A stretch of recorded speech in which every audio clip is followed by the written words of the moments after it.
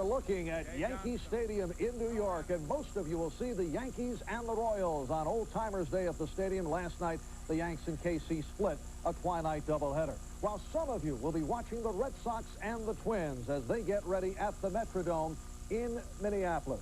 Good afternoon, everyone. I'm Marv Albert, and we welcome you to the start of our baseball day here on NBC. Coming up on the pregame show, a visit with Bo Jackson, baseball's new Superman, coming off his MVP honors in Tuesday's All-Star game, plus a look at the wild and wacky in the world of baseball over this first part of the season. But first, a look at last night's games of note. Make it 32 home runs and counting for Kevin Mitchell, connecting against Doug Graybeck, but Graybeck and the Pirates beat the Giants 7-4. The Western leading Giants still 2.5 in front. Behind Bryn Smith, the Eastern leading Expos blanked the Reds 1-0.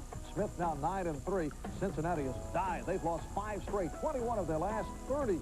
Sid Fernandez of the Mets with a masterful performance. He struck out a career-high 16, and that's the major league high this season. But leading off in the 9th inning, Lonnie Smith hit one out to give the Braves a 3-2 win over the Mets, so a bittersweet night for Fernandez, who came up with 16 Ks over 8 innings and did not walk a batter. In the American League, rookie relief sensation Greg Olson closed the door on the Angels. 15 saves and 15 save opportunities. Orioles over the Angels 6-4 in a meeting of division leaders. Explosives last night between the Blue Jays and A's after George Bell was hit by a pitch. He got into a shouting match with several Oakland players, leading to a heated exchange between Bell and Dave Parker. Toronto beat Oakland 4-1. Mike Boddicker of Boston pitched a 3-hitter, and he had some defensive help from Kevin Romine as he robs Kirby Puckett. Red Sox shut out the Twins 5-0. Minnesota has lost 8 in a row. And at Yankee Stadium, shortstop Bill Pecota of the Royals, not noted for his power-hitting prowess, hit 2 home runs in the first game, 1 in the second, as the Yanks and Royals split a pair. Royals won the opener 14-5, but it was Jesse Barfield with this dramatic 3-run home run in the 9th, providing the Yankees with a come-from-behind 9-7 victory in all. 10 home runs hit in the 2 games, although the Royals' power man, Bo Jackson, sat out because of a pulled muscle in his left leg. Now, here's how well things were going for the Royals last night. After Bill Pecota hit the 2 home runs in the first game, we're told between games of the doubleheader, teammate Brad Wellman walked around the clubhouse wearing Pecota's undergarments over his uniform. It seems that Wellman wanted Pecota's good fortune to rub off, and it did. Wellman connected for a home run, his first of the season in the nightcap. One other baseball note. The Brewers have demoted struggling rookie shortstop Gary Sheffield. They sent him to their AAA Denver farm team. Sheffield, considered to be a Rookie of the Year candidate, is 1 for his last 21, and he has had some defensive problems. Earlier this season, Sheffield blasted the Brewers and asked to be traded. There was some speculation he might balk at the move and not report to Denver. We did speak with Sheffield early this morning. He said he will report in a couple days, but he would not yet comment on whether he would renew his demand to be traded. When we come back, I'll talk with Kansas City phenomenon Bo Jackson in the midst of a spectacular season. That's well hit, right center field, and it is gone! NBC Sports presents Major League Baseball, an inside look. Brought to you by Road Handler Treadlock Radial Zip Gears. Tough tires you can trust. And by Midas. Nobody beats Midas. Nobody. Remarkable two-sport professional athlete in modern times. Yet it was only 2 years ago that people were doubting. They were poking at the bold statements made by Bo Jackson, who insisted that he could do it in baseball while he played football as a hobby, coming off his Heisman Trophy All-American career at Auburn. And now Bo has done it in both sports. As a member of the LA Raiders, he's had a host of magic moments, only hints of what he could be if he concentrated solely on football.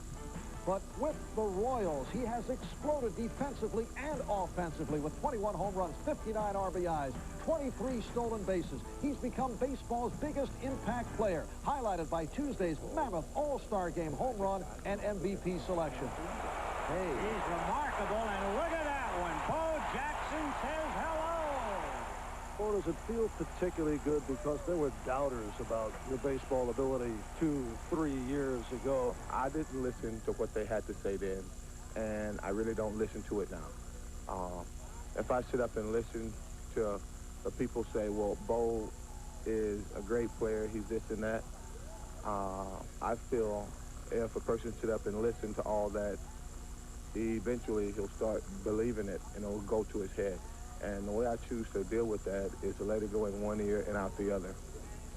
There's so much talent in both sports, but there are some who feel that if you concentrated on one, it's an unlimited situation. Can you ever see yourself making the decision and opting for either football or baseball? I'm in no rush to make that decision. I'm just going to live my life day by day, and whatever happens, happens. Folks at Nike seem to think you can do it all with the recent release of a commercial that has caused quite a stir. Bo knows baseball. Bo knows football. Bo knows basketball, too. Bo knows tennis? No.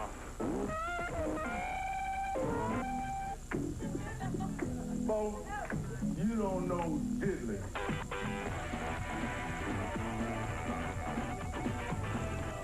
Come on now, did you ever really ice skate? Why you ask? Why you ask?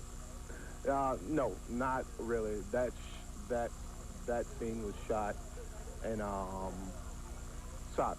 The only reason that we didn't use ice skates was because they couldn't freeze the gym floor in enough time. But I am a skater, and so forth and so on. But no, we didn't have time to do that. How about playing the guitar? Yes, I play the guitar. Really? Well, if making noise is what you call playing the guitar, yes, I could do that. Oh, I know you're a powerful guy, but has breaking bats become a new hobby for Bo Jackson?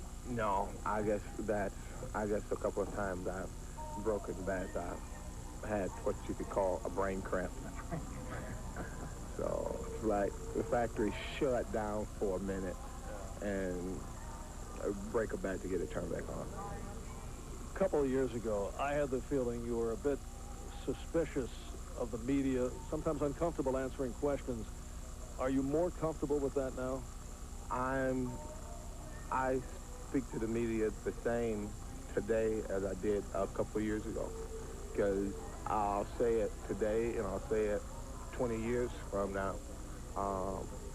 Especially with athletes, the media can make you or the media can break you, and I choose to feed the media with a long-handled spoon because that is the type of guy that I am.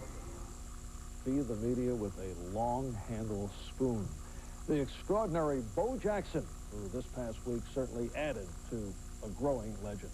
Back with baseball's Wild and Wacky in just a moment.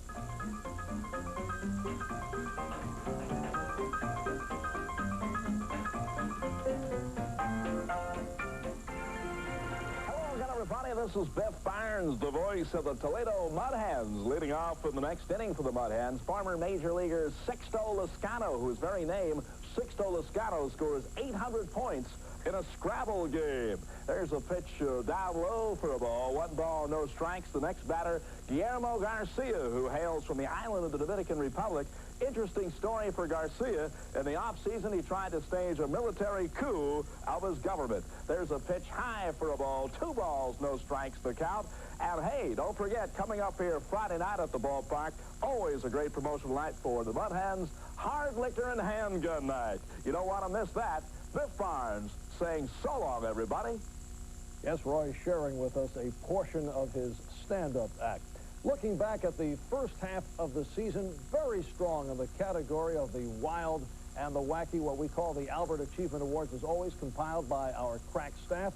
And we open with last Sunday's visit by Billy Crystal and Robin Williams to the Mets broadcast booth as they ran into a foul ball scare. Oh, yes! Jesus!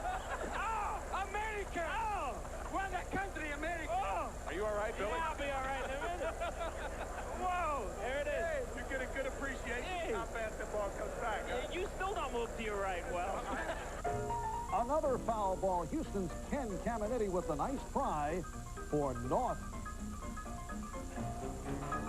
How about Ken's teammate Billy Hatcher with a foul drive to left? It is right on target. You've seen fans battle each other for foul balls, but never this gentlemanly. They settle up by flipping a coin. On to pitcher's problems. Mike Maddox of the Phils tries to avoid the balk. Not what he had in mind. Detroit rookie Randy Nossick with a unique delivery, his version of a slip pitch. On the base paths, Ken Griffey, senior of the Reds, tries to make it back to first, obviously, any way he can.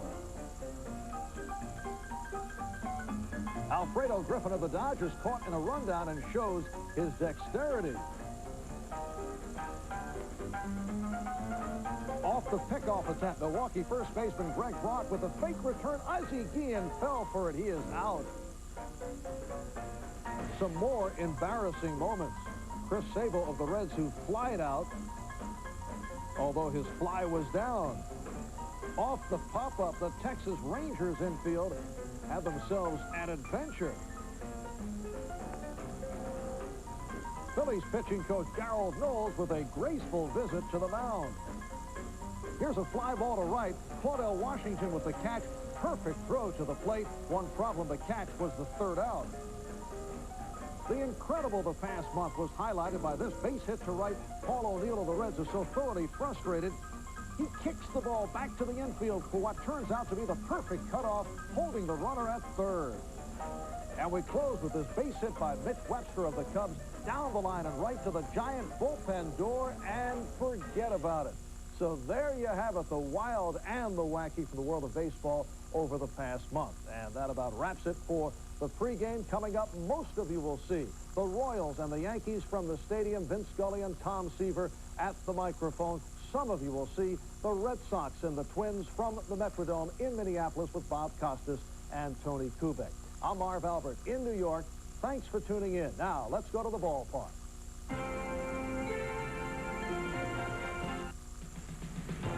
Under the heading of There Was Always Something Going On, list the Kansas City Royals and the New York Yankees. Historic moments, dramatic moments, and the names come tumbling down through the past. Chris Chambliss and a Yankee victory. Freddie Patek and the heartbreak of defeat.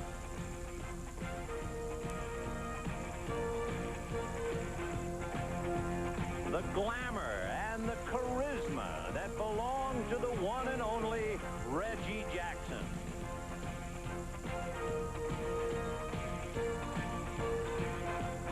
And that explosive afternoon with George Brett and the Pine Tar incident. And it continues to this day. The electrifying one-man gang who has captured the imagination of the country, Vincent Edward Bo Jackson. You bet there's always something happening. It's the Kansas City Royals and the New York Yankees on the NBC Game of the Week.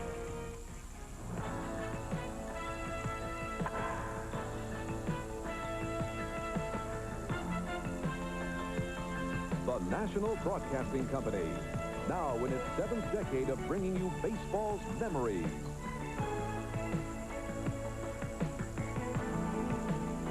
Baseball's milestones.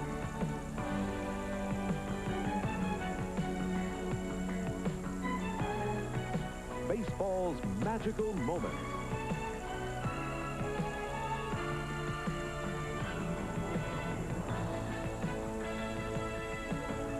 Baseball's miracles.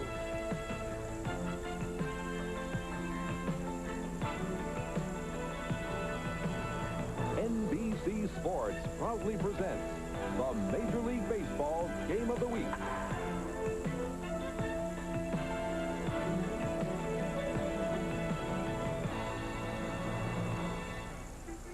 A beautiful summer's day in New York. Blue skies, warm sunshine, and the prospects of the dandy between the Royals and the Yankees. Hi, everybody. I'm Vin Scully along with Tom Seaver. Welcome to Yankee Stadium. What a twilight night doubleheader last night. 35 runs, 52 hits, 10 home runs. They wind up splitting it without Bo Jackson even making an appearance. And I guess he might see limited service today as a pinch hitter. We might see him as a pinch hitter. He was in the lineup at the start of the game, and then John Watson took him out of the lineup. But a lot of runs scored by these two teams. The Yankees very lucky they didn't get swept yesterday. Interesting. Each team ready to make a move, and yet they seem to sputter. Both teams in a pennant race.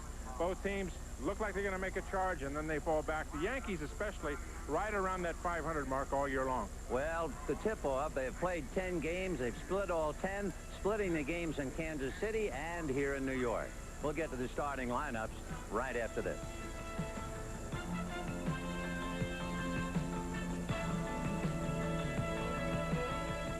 of the week is brought to you by your Toyota dealer. Whatever car or truck you choose, you'll love the quality. Who could ask for anything more? By Stroh's, fire brewed, family brewed for more than 200 years. By Armor All Protectant, because we're crazy about cars too. And by Die Hard, America's most trusted replacement battery. Die Hard, with more power when you need it most. And now, here's today's Die Hard starting lineup.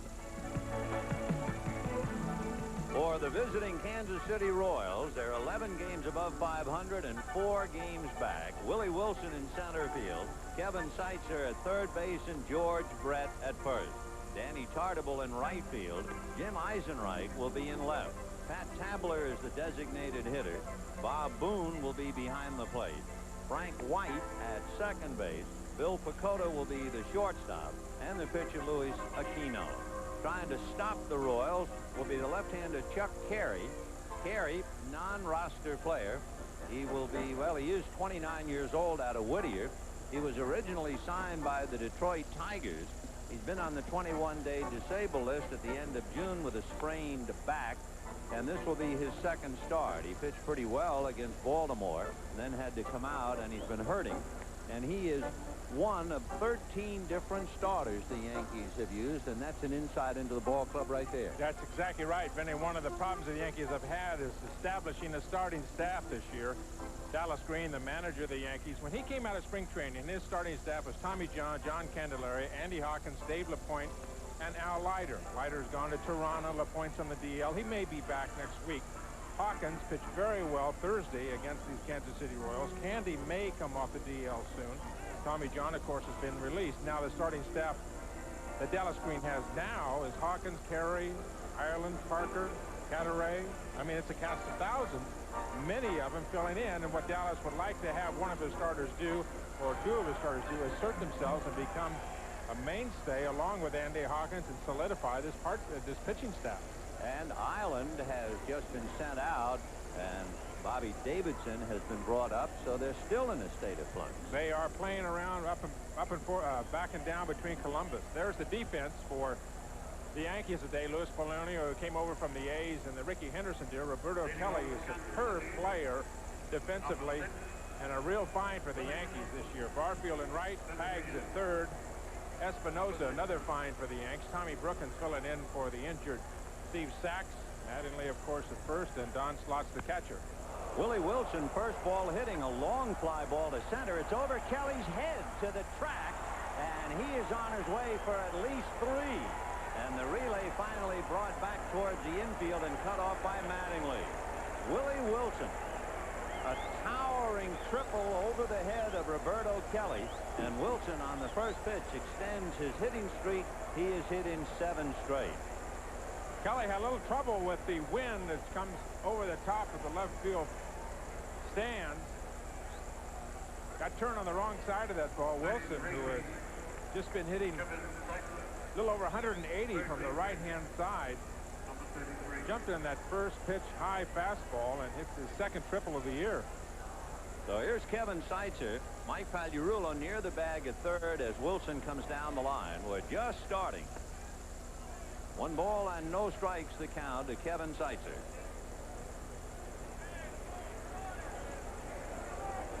So an electrifying way to begin the ball game. A triple over the head of Roberto Kelly.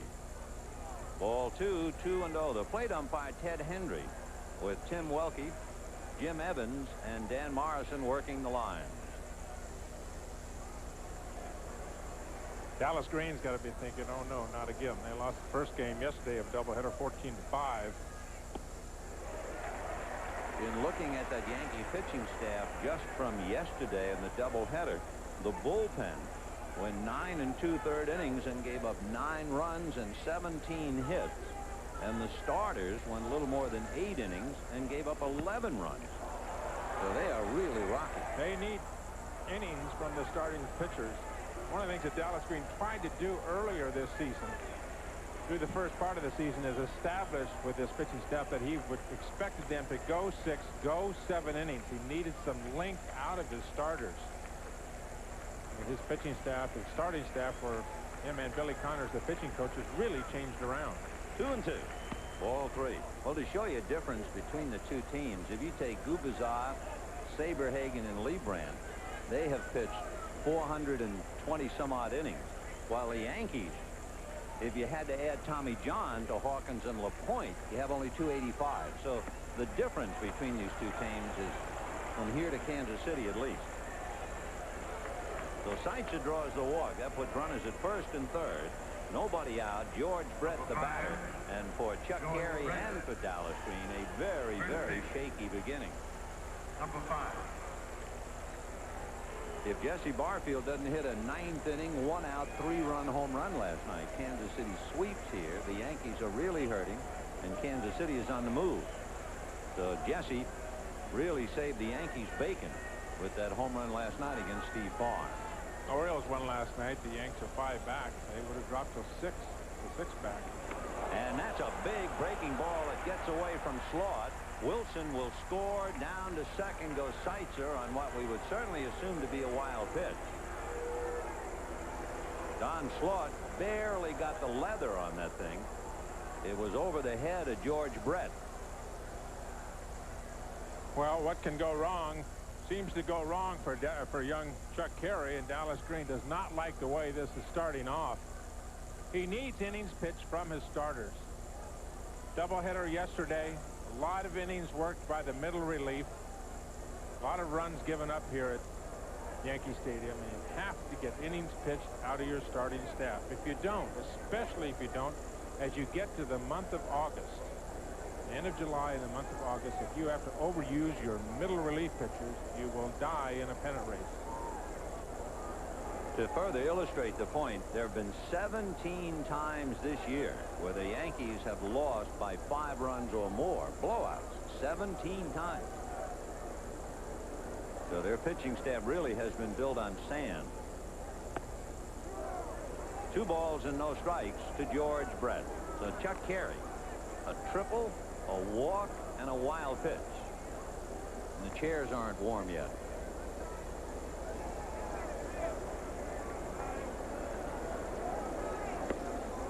On the corner, no, he missed again. Ball 3, and now time call. Billy Connors going out to see if he can't bail him out before he's out of the game. Do you remember your earliest KO in a game? 1967 in the Astrodome. Really? Gave up 5 runs. In the first inning? In the first inning.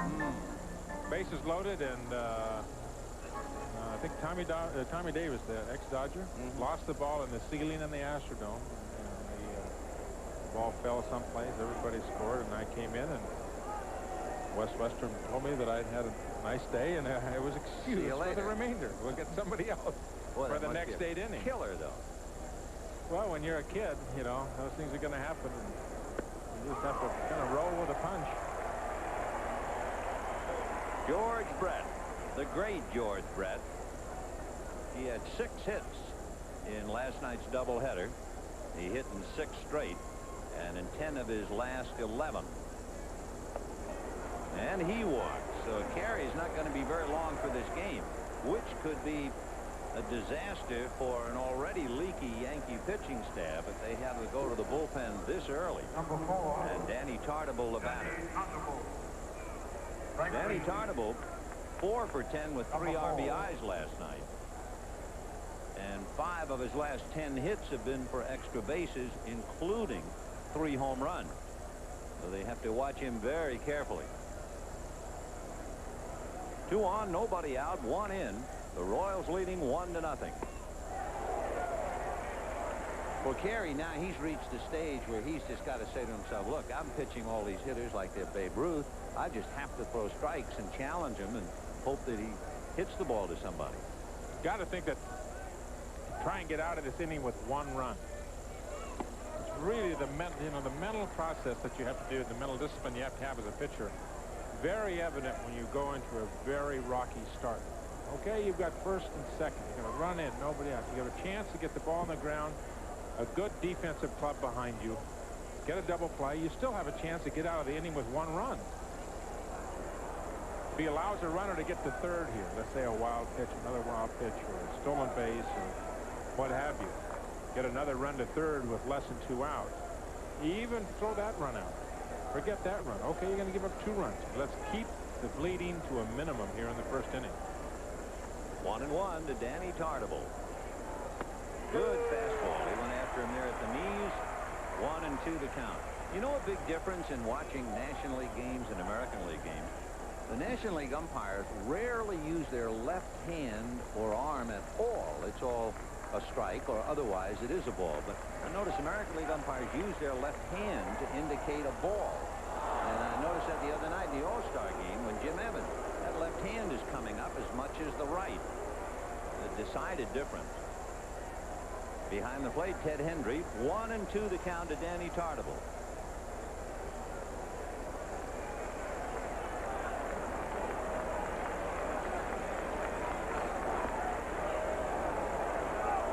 Two balls and 2 strikes the count. Kevin Seitzer at second, George Brett at first. There's a lot of pressure in the Yankee infield on Tom Brookins, who is playing second base for Steve Sachs. Sachs out with a bruised thumb. So if they get a double play ball, the seldom used at second Brookins will be right in the middle of things.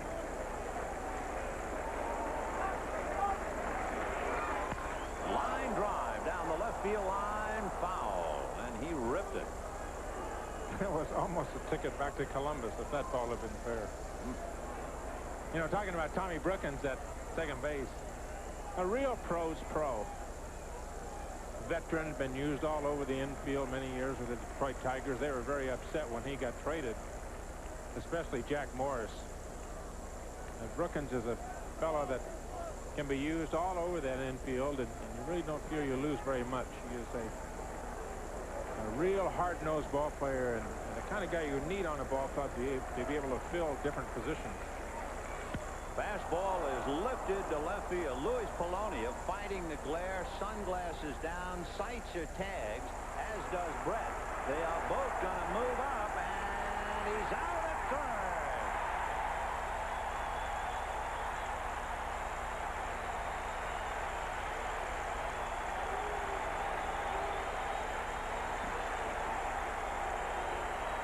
Great throw by Luis Polonia.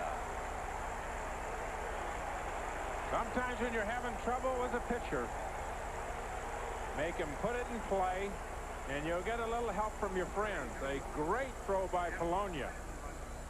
His 6th assist on the season. Aggressive base running by the Kansas City Royals. Both these ball clubs will be very aggressive on the bases. There's a situation where Polonia, that play would not have been made if Ricky Henderson were still here in left field. Polonia, much better arm than Henderson. Eisenreich, Jim Eisenreich, fouling the first pitch back. You know, when Polonia was with the A's, I thought the knock on him was he didn't have a very good throwing arm. In the couple of Yankee games that I've seen, he's thrown very well. Remember up at Fenway Park. Made some good throws to second base. Yep. Maybe not the strongest arm, but he has been very accurate. When he has made his throw, they have been very accurate. 0-1 the count. 1 ball and 1 strike. Of course, when you talk about throwing in the Yankee outfield, you have to mention Jesse Barfield with 15 assists. Wow. We may not get to see him throw anymore because nobody will run on him anymore. What a cannon he has. Foul back. 1-2 to count to Jim Eisenreich. Barfield with 15 and 11 in the last month. George Brett at second with 2 down and a run over. And maybe the best fastball in the first inning was thrown by Luis Polonia. Eisenreich has a home run and 7 RBIs against the Yankees this year.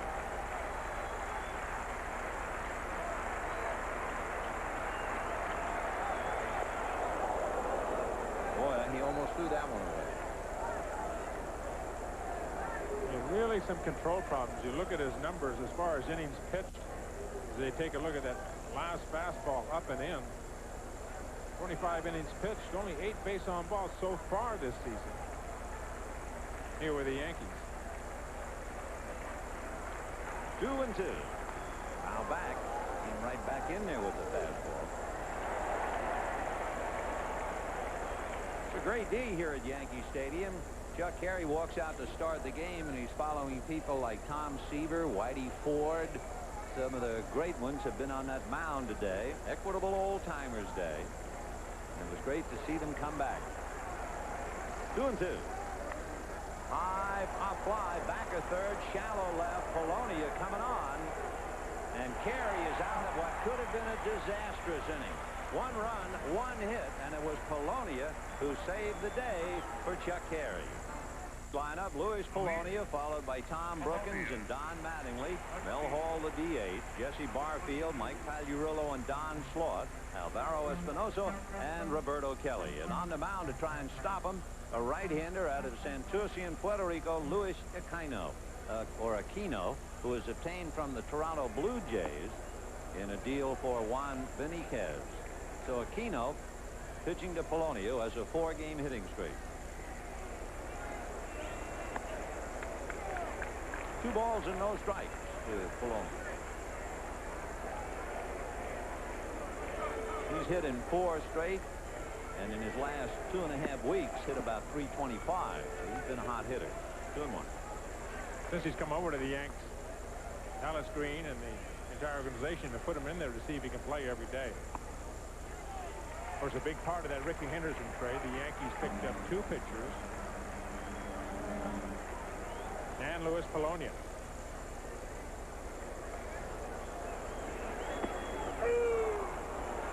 Three and 2 the count to Luis Polonia, trying to get things started for a Yankee ball club that is 1 game over 500 and 5 games back.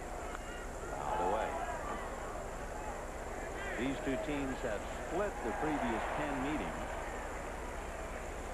splitting the 6 in Kansas City and the previous 4 here.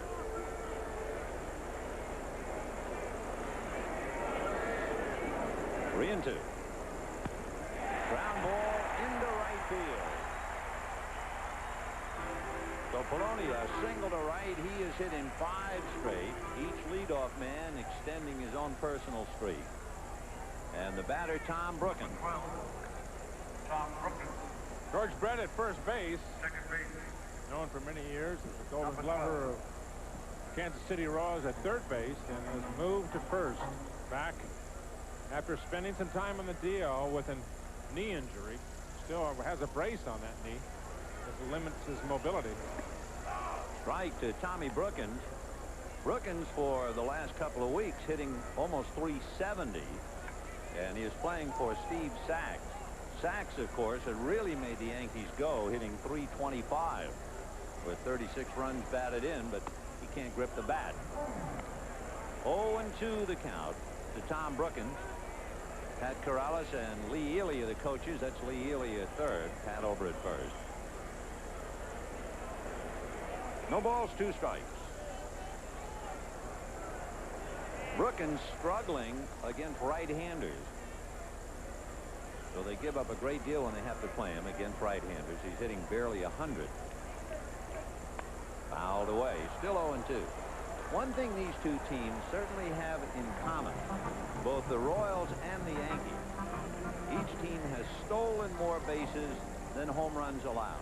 John Wathan has seen his club steal 99 and hit 56. Dallas Green has seen his team steal 90 and hit 75. Now back. You can see Tommy Brookins trying to hit the ball through that big hole on the right side between Brett and Frank White. That's exactly what this club will do, Vinny. They will run. They will put the ball and try and put the ball in play, get the runners moving. It's been a long time since you can think of a Yankee team that has more stolen bases than home runs. And they really do have to kind of manufacture their runs. Polonia, 15 out of 21 in stolen bases. 0-2 the count to Tom Brookins. On the fists fouled away. In doing a little preparation for the ball game today, only twice since Babe Ruth came to the Yankees did the Yankees ever steal more bases than home runs hit. 1969, 119 stolen bases, 94 home runs. 1976, 163 stolen bases, 120 home runs. Line drive at White. The throw to Brett. He made the play. Oh, what a dazzler by George Brett to not only save an overthrow by Frank White, but to double up Polonia at first base. The old men on the right side of this Kansas City infield, Frank White and George Brett teaming up. You can see Brett had to dive to his left, but his foot still on the bag. The umpire at first, Tim Welke, right on top of it. Good call. Polonia being very aggressive, got caught leaning the wrong way. And a double play for the Royals. Strike to Don Mattingly. Mattingly, as he checks in, hitting .314. To conclude the thought about how shocking it is, only those 2 times where the Yankees stole more bases than home runs hit. In 1961, the Yankees set the record. They hit 240 home runs. You know how many stolen bases they had? 28. Now that was an American League Yankee team. Why is it doing what it's doing? Well, think about it. The manager's a National Leaguer, Dallas Green. His coaches, Pat Corrales, Lee Area, Frank Howard, Charlie Fox, Billy Connors, they're all National Leaguers. So, the evolution of the Brown Bomber. 1-2 the count to Don Mattingly. 2-2. That was kind of the direction that the Yankees started to go when they went out and got Ricky Henderson. We're going to bring more speed into this ball club. We're going to try and get away from home runs so much. They really had to do it with the loss of Winfield. And Dave Winfield went down this year in spring training with the disc problems in the back, which certainly looks like it's going to keep him out the entire year. We went from a ball club with Mattingly and Winfield in the middle of the lineup, Henderson at the top, the club that looked like it was going to run some and get some home runs, to really a running ball club. 2-2 to Don Mattingly. High fly ball into right center field. Back goes Tartable, away back. He's got it on the track. No runs, a hit, and thanks to the dexterity and agility of George Brett, it's 1-0 Kansas City. If there's anybody who knows the hazards of playing first base and would appreciate George Brett's dazzling play in the first inning, it will be Bill Buckner. And, of course, when they put the leather down and pick up the wood, you have over 5,000 hits in that little conversation. A pitcher's nightmare. One of the things about that little picture with Brett and Buckner, you think about Frank White, Bob Boone, who's on deck here. This Kansas City ball club's going to have to start making some decisions. They have some age on this ball club. 15, 16-year veterans and some guys that are coming toward the end of their careers. Pat Tabler, a slicing fly ball to right center, so it comes to Barfield, and 1 pitch, 1 away. Today is the Equitable Old Timers game here at Yankee Stadium, and you can see some of them. Sparky Lyle, Catfish Hunter, yeah. Ron Guidry. Boy, what a hand he got today. An emotional moment. Billy Martin came back from the farm. Lou Piniella, Whitey Ford, Mickey Mantle, of course, and the biggest one of them all, Joe DiMaggio.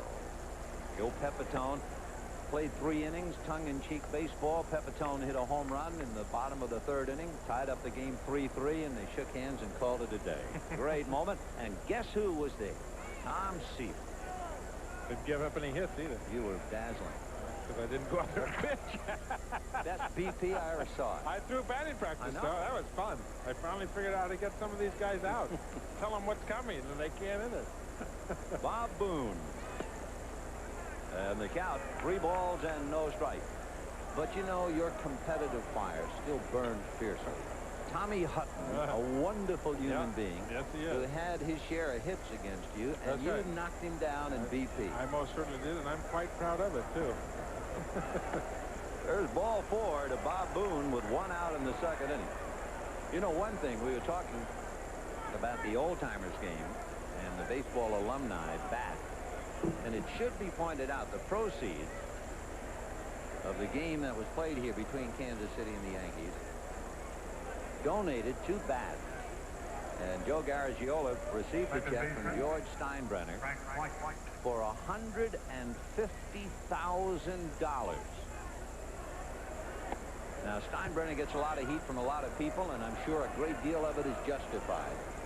But at the same time, a check for $150,000. Well, Old player. I think George is very aware of some of the media attention that he gets.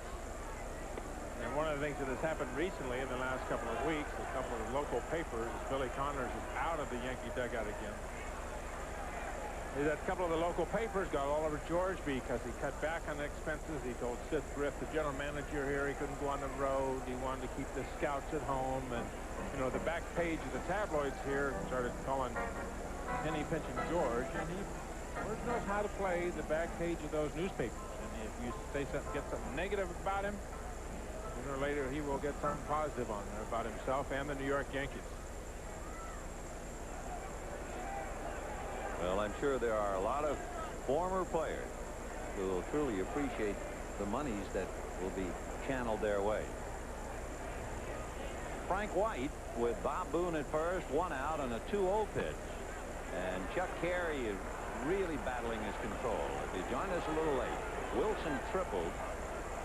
And while he was walking Kevin Seitzer, he wild pitched Wilson home. He walked Brett, but got out of it on a double play throw by Louis Polonia from left field. Now he's walked Boone, and he's behind to White. It's a battle. He's walked 3. He has been aiming the ball. That ball, the 3-0 pitch, he knows that Frank White going to be taking it, and he let it go. A lot of the pitches are just trying to dart the ball, spot the ball. Now back. That ball is the ball. Go ahead and release it. Try and drive it through the strike zone. Probably what Billy Connors, the pitching coach, is trying to get him to do. Quit trying to aim the ball. Go ahead and throw it. Go ahead and throw it through the strike zone. 3-2. Runner going, and a high pop fly into shallow center. In fact, Brookins put on such a fake that it has to be caught by Roberto Kelly. Tom Brookins put on a great fake trying to do it at the expense of Bob Boone. The only problem was he put on such a good fake, he almost faked himself right out of the play, and he was bailed out by Roberto Kelly. That will happen.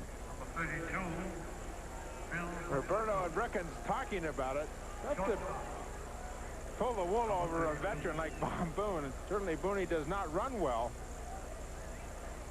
But I don't think you're going to fool him. That would have been embarrassing for Brookins. Yeah. He's so busy fielding an imaginary ground ball that the pop fly falls in. A veteran at second, veteran on first base as the base runner, and who had to make the catch? The young puppy in the puppy rabbit in center field. Here's Bill Pecota, and he's a strike. 0-1. Boy, he had a big night last night. He set a club record with 3 home runs and 15 total bases in the doubleheader. He had 4 home runs in his career prior to last night when he hit 3. And he hits one to straightaway center. Kelly has a bead on that one, and that's it. No runs, no hits, a man left on a walk. And at the end of an inning and a half, Royals 1, Yankees 0. Wathan, sitting quietly in the Royals dugout, has to be thinking about a couple of things. Number 1, the Royals have the best home record in the major league. They are 8 games under 500 on the road, and they've had only 1 winning trip, and that wasn't much. They won 5 and lost 4. The big problem with the Royals, like night and day, they are totally different when playing on AstroTurf and when playing on grass. When they're on the turf, they are really tough. But when they are on the grass, they're 9 games under 500. Ground ball hard to third. Right there to handle it, Kevin Seitzer. And that takes care of Mel Hall, a DH, 1 away. They are kind of a club that's built around that big ballpark they have in Kansas City with the turf on it. You would think with the older players on the club, Buckner, White, Brett, you know, that they would not be that kind of ball club, but everybody else in the lineup runs, and they have to utilize their speed. A big ballpark, and of course they've got another fellow who's really picked up the slack for him, and then Bo Jackson, who we're not seeing today. That's a looper over third, and just fair. Hit the chalk down the line. Barfield, who was the villain as far as the Royals were concerned last night with his 3-run home run, hits the chalk for a double with 1 out in the second inning. Jesse has been swinging the bat very well lately for the Yankees. This ball looks as if it hits right on the line. The umpire and Kevin Seitz are right in front of it. You can see it looked like it hit right. Yes, it did. You can see the chalk come up on the line. The third base umpire, Dan Morrison, right on top of it. But Jesse Barfield with his 9th double of the year. The tying run, it's 1-0 Royals, and Mike Pagliarulo trying to pick him up. Pagliarulo with only 15 runs batted in. He's really struggling. Fouled away, 0-1. Pags has struggled all year long for the Yanks. A man that many counted on in spring training to pick up some of the slack that would have been lost from Dave Winfield being injured, Claudel Washington going to the Angels, Jack Clark going to San Diego, but he has struggled right around that 200 mark all year. 1-1 the count to Mike, who is hitting under 200 against Kansas City with just 2 runs batted in. He's known as a man of 1,000 batting stances. He just never seems to be comfortable. The old days, they call him a Thomas Edison, always experimenting. 2-1 the count to Mike Pagliarulo, 1 out, Barfield at second. We're in the second inning. And the Royals leading 1-0.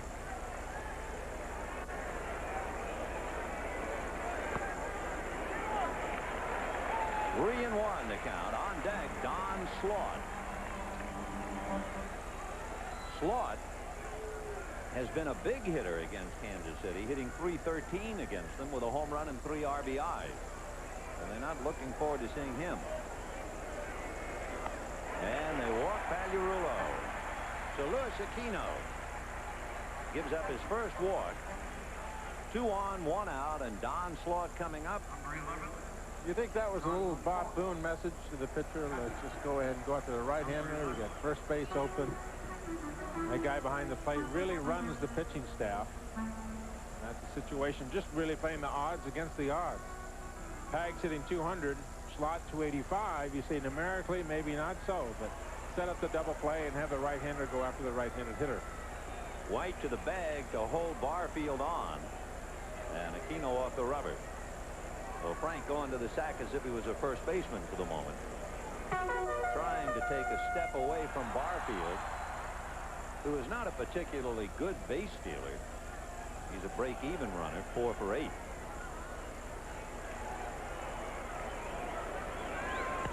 Check swing, slicing foul into the stands, in the count 0-1. Slaught has been right at that 285 mark all year long. He's very consistent with the bat for the Yanks. 17 doubles, 3 triples, good speed for a catcher. Likes the ball from the middle end. You can see him with a slightly open stance, and he looks hard stuff middle end. 0-1.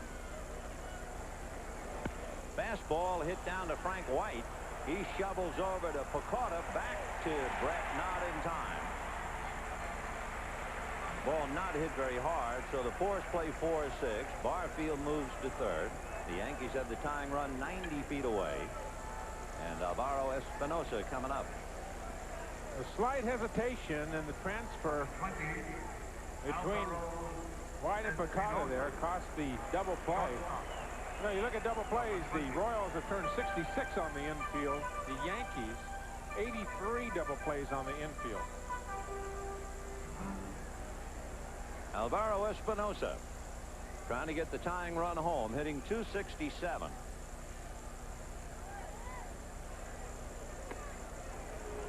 One ball and no strike.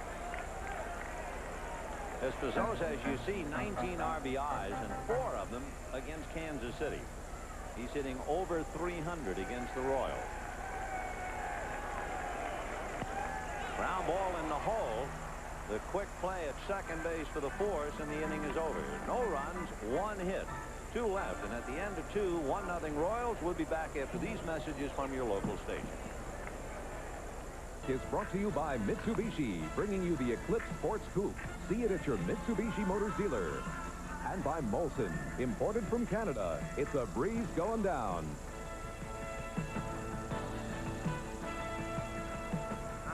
Ray Palacios has really gotten himself a chaw, part tobacco and part chewing. So with chewing gum and tobacco, he's ready. That's a great name for a member of the Royals, Palacios. And here is Willie Wilson, who tripled in the first inning, slices 1 foul off to the right, and the count 0-1. Willie with a 7-game hitting streak, scored on the wild pitch to give the Royals their 1-0 lead. Give you an idea of kind of hitter that Willie is. He's seen 2 pitches, gone after both of them. Right. He hit a home run yesterday in the first game. Chuck Carey trying to settle down. Maybe butterflies, and that would be understandable. 3 walks. 0-2.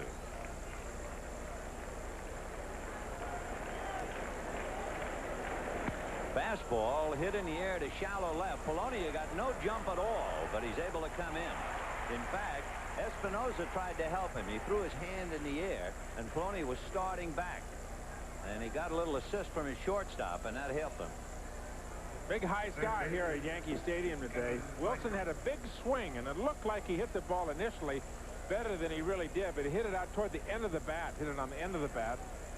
The ball started on a good angle that looked like it was well hit, but then just died once it got up in the air. Kevin Seitzer walked in the first inning, but was doubled up at third by that big play, the big throw by Luis Polonia. Seitzer 3 for 6 last night. He had been in a skid. He was 1 for 16 trying to fight his way out. He's now gotten 11 walks in the last 8 games. 1-1 to Kevin. Yes, Virginia, there is a Santa Claus. No, Virginia, Bo Jackson is not in the ballgame. In fact, Bo is not in the dugout. Ground ball up the middle. Espinosa to his left. Gets him. 2 down. Jackson with a sore quadricep in the thigh, and apparently is in the dressing room getting it taken care of. He was injured Thursday. Did not play at all in the doubleheader, nor have we seen him today. Massive legs get hurt. He's had that injury for about 2 or 3 weeks and hurt it defensively running after a ball. He may pinch hit today, may not. Even if he was not going to pinch hit, John Wafflin would not let that word out. He wants Dallas Green to have to defend against the possibility of Bo Jackson pinch hitting in this game. I mean, even if you have a player that you know is not going to play, you don't tell the opposition that he can't play. Let them defend against it on the other side. George Brett had a great first half last year and then tailed off by about 100 points. George was saying maybe I can reverse it this year and go the other way and hit 340 the second half. He's gotten his average up to 256, so he is on the move, and he walked in the first inning. Ground ball in the hole, plugged up there by Tommy Brookings. So the Royals tiptoe through the third inning, and at the end of 2.5, the Royals won and the Yankees nothing.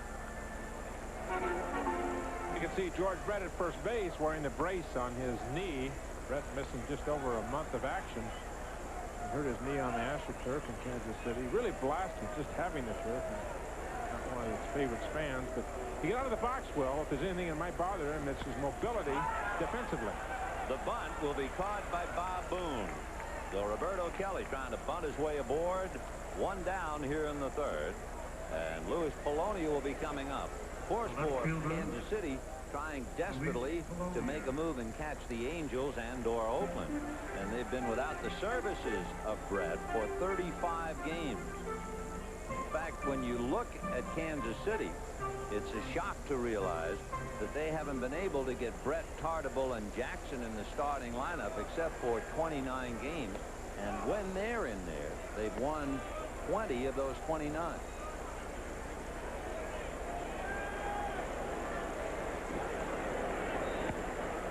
One ball and one strike. Talking about George Brett, I have one more George Brett story. There's one thing for sure to say today, that his brother Bob just had a baby boy, proud new father. And there's a little discussion of Bob and his wife at home about the baby's name. Is he going to be Vin or Tom? And it depends on who makes the announcement. Is that the way it was going to be? 1 and 2. So I want to congratulate Bob on his new son named Tom. Tom. Why shouldn't he be named after a Hall of Fame baseball player? I agree with that. Here's a big play in the first inning. That throw by Louis Polonia on a fly ball by Danny Tartabull. Kevin Seitzer had tagged up at second, and Polonia made a great throw. Now he has a great swing and hits it into the right field corner. And Louis on his way for a stand-up double with 1 out.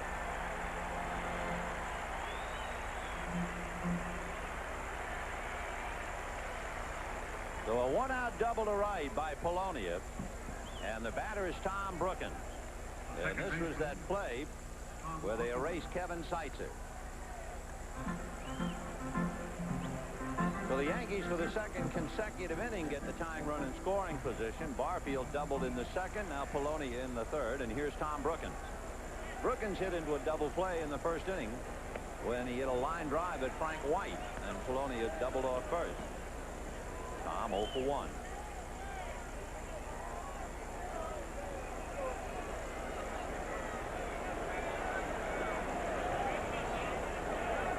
One ball, no strike. Ball 2. Brookins has even played the outfield this year. He played right field on June the 5th. He's played the outfield 3 times this year for the Yankees. 3-0 the count. He played right field one game here at Yankee Stadium, lost the ball in the lights, and almost hit him in the forehead. Cost the Yankees the game. I talked to him after that game. He said, I don't want to go out there again. Put me back in where the dirt is on the infield. I can play him there. And he walked, so his run is at first and second. And 1 out in the third inning. Don Mattingly coming up. Mattingly hit the ball deep to right center field. Danny Tartabull ran it down on the track. So the Royals leading 1-0, but it's an uneasy lead right now as Mattingly checks in. He's hit in 23 of his last 25 games. Mattingly with 12 home runs. All 12 home runs hit here at Yankee Stadium. And what makes him such a remarkable hitter, 12 home runs, and he has struck out only 12 times. That's a ratio that just continues from last year. Once every 22.5 times last year he struck out. And the first pitch, he will take it every time, every appearance. Just to get a look at the ball. He feels comfortable that way. Doesn't make any difference if it cuts the crosshairs at home plate. He's going to take it. 0-1 to count. Hits it off the hands. Brett backhands, goes to his shortstop Pecota in time. Down to third goes Polonia. So with 2 out, the Yankees again with the tying run 90 feet away, and Mel Hall has to pick it up. Mattingly has great bat speed. He looks for the ball from the middle end up to 2 strikes. And he got it there and got jammed. Aquino made a good pitch. The ball moved in slightly right at the belt. Don broke his bat. So Mattingly at first, Polonia at third. 2 down in the third inning. 1-0 Royals. Aquino trying to get out of a jam against a very tough hitter as far as Kansas City is concerned, because Mel Hall is batting .320 against the Royals. He has 2 home runs, including a grand slam.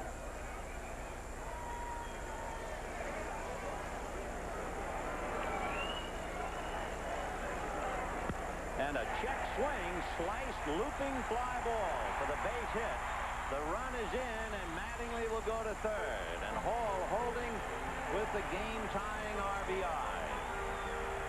Just a half-swing single. Gets it even.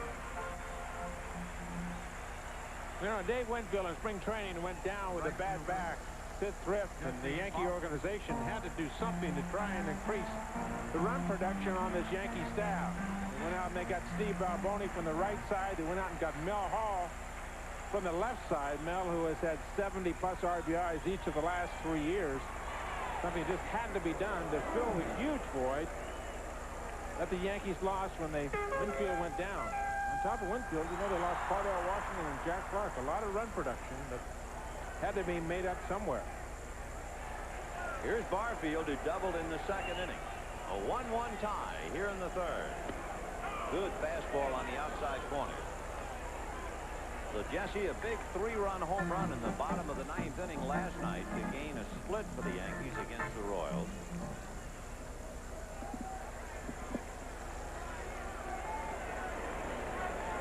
Luis Aquino trying to work his way out of a jam here in the third. 2 out.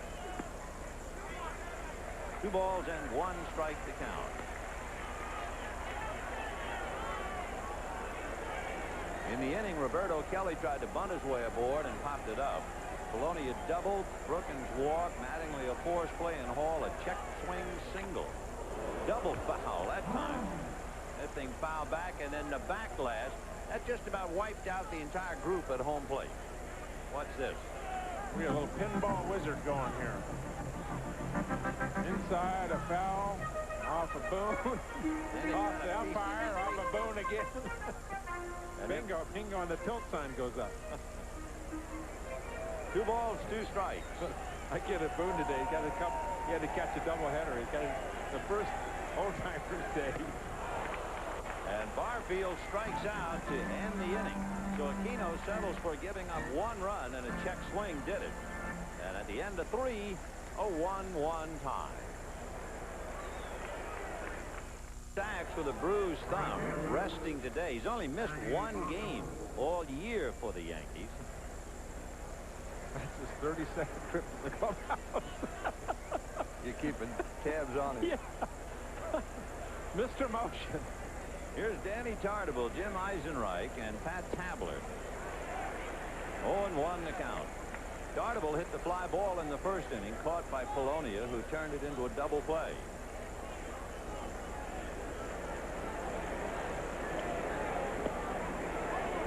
One ball and 1 strike to Danny Tartable.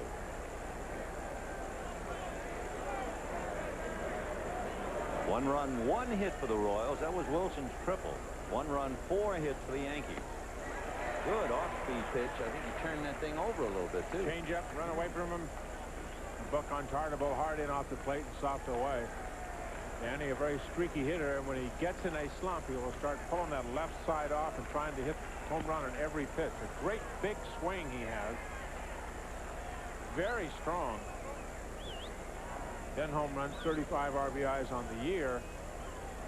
But he can get home run happy. Trying to hit the ball of the Bronx River here instead of using the big gaps in the outfield. He's a better hitter when he, like most hitters, just hit the ball up the middle, hit the ball hard through the middle of the diamond. 1 ball and 2 strikes. Fastball. Foul back. A moment ago, we showed you the fact that Steve Sachs and Kirby Puckett were tied for most hits at 118. Kirby just picked up number 119 a couple of minutes ago, just to bring you up to date. Twins playing the Red Sox. Ground ball to shortstop. Espinosa picks it, sure gets rid of the ball in a hurry. Some shortstops will break your heart, but not him. Well, let's take a quick update, and we'll go to the charming Gale Garden. All right, thank you, Vin. The Red Sox and the Twins in Minnesota. Twins trying to end an 8-game losing streak. Greg Gagne, the grounder, gets by all-star third baseman Wade Boggs. Also gets by all-star left fielder Mike Greenwell. 2 runs come in to score. 2 errors on the play. Twins lead the Sox 2-0 in the 4th. Vin? Okay, Gale, and Jim Eisenreich swinging from the heels comes up empty, and the count 0-1. He flied to left field in the first inning. Top of the 4th, 1-1 tie.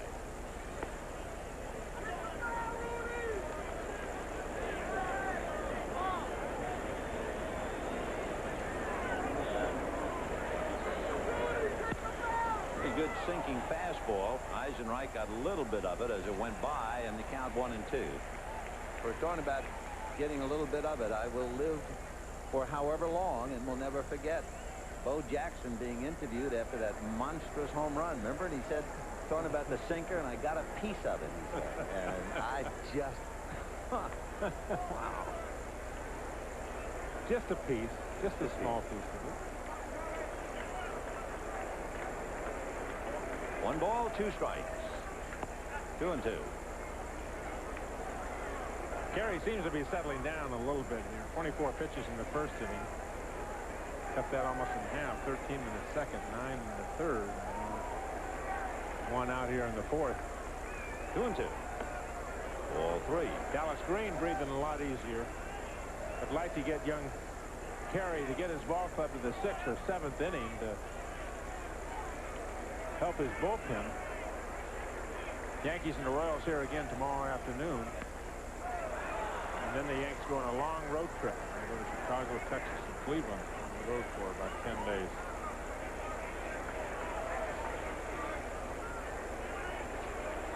Three and 2 the count to Jim Eisenreich. Pat Tabler on deck. Chased and got a piece, or did he? No, the tag at the plate. So Eisenreich strikes out. For Carey, he picks up his first strikeout. Looks like fastball down and away. Would have been a straight change as much as Eisenreich was out in front of it. Let's see where the... No, it was a fastball, and he just got it in a good part of the plate. Slot couldn't hold on to it, so he had to make the tag, but Eisenreich wasn't going anywhere. Here's Tabler, flied to right field in the second inning. Turn that ball over off speed. He will turn the ball over away to these right-hand hitters. Will try to cut the ball on the inside. He has a decent fastball. There's a hopper right to Espinosa. And that will be the end for the top of the 4th inning. That's 8 in a row retired by Carey. At the end of 3 1/2, it's a 1-1 tie. Stadium with Inspector Clouseau. You were down on the field with some of the great names of the game, including Mantle and DiMaggio and all of the others. That had to be great. One of the things you get here at this ballpark is a great bit of nostalgia and a great bit of history. You know, when Ron Guidry just retired, he got a great hand, but then all of a sudden here comes Mickey Mantle, here comes Whitey Ford, here comes Joe DiMaggio, and then they on the board on the television in the outfield, they do a little 3 or 4 minute vignette on Mr. Lou Gehrig. I mean, so you can get a history lesson while you're here at Yankee Stadium. Well, you pitched here, rather memorable day. Loved it. Loved it. Loved pitching here. Loved pitching in the old ballparks.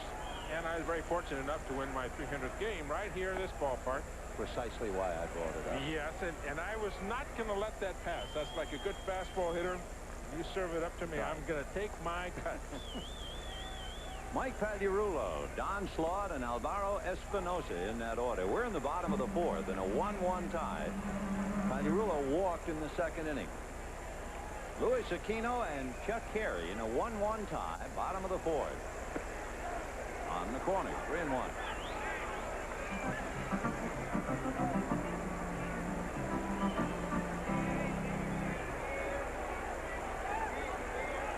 Change, fouled away, 3-2. When you look at Aquino's record, 3 wins and 4 losses. 2 wins, no losses in relief, 1 and 4 as a starting pitcher.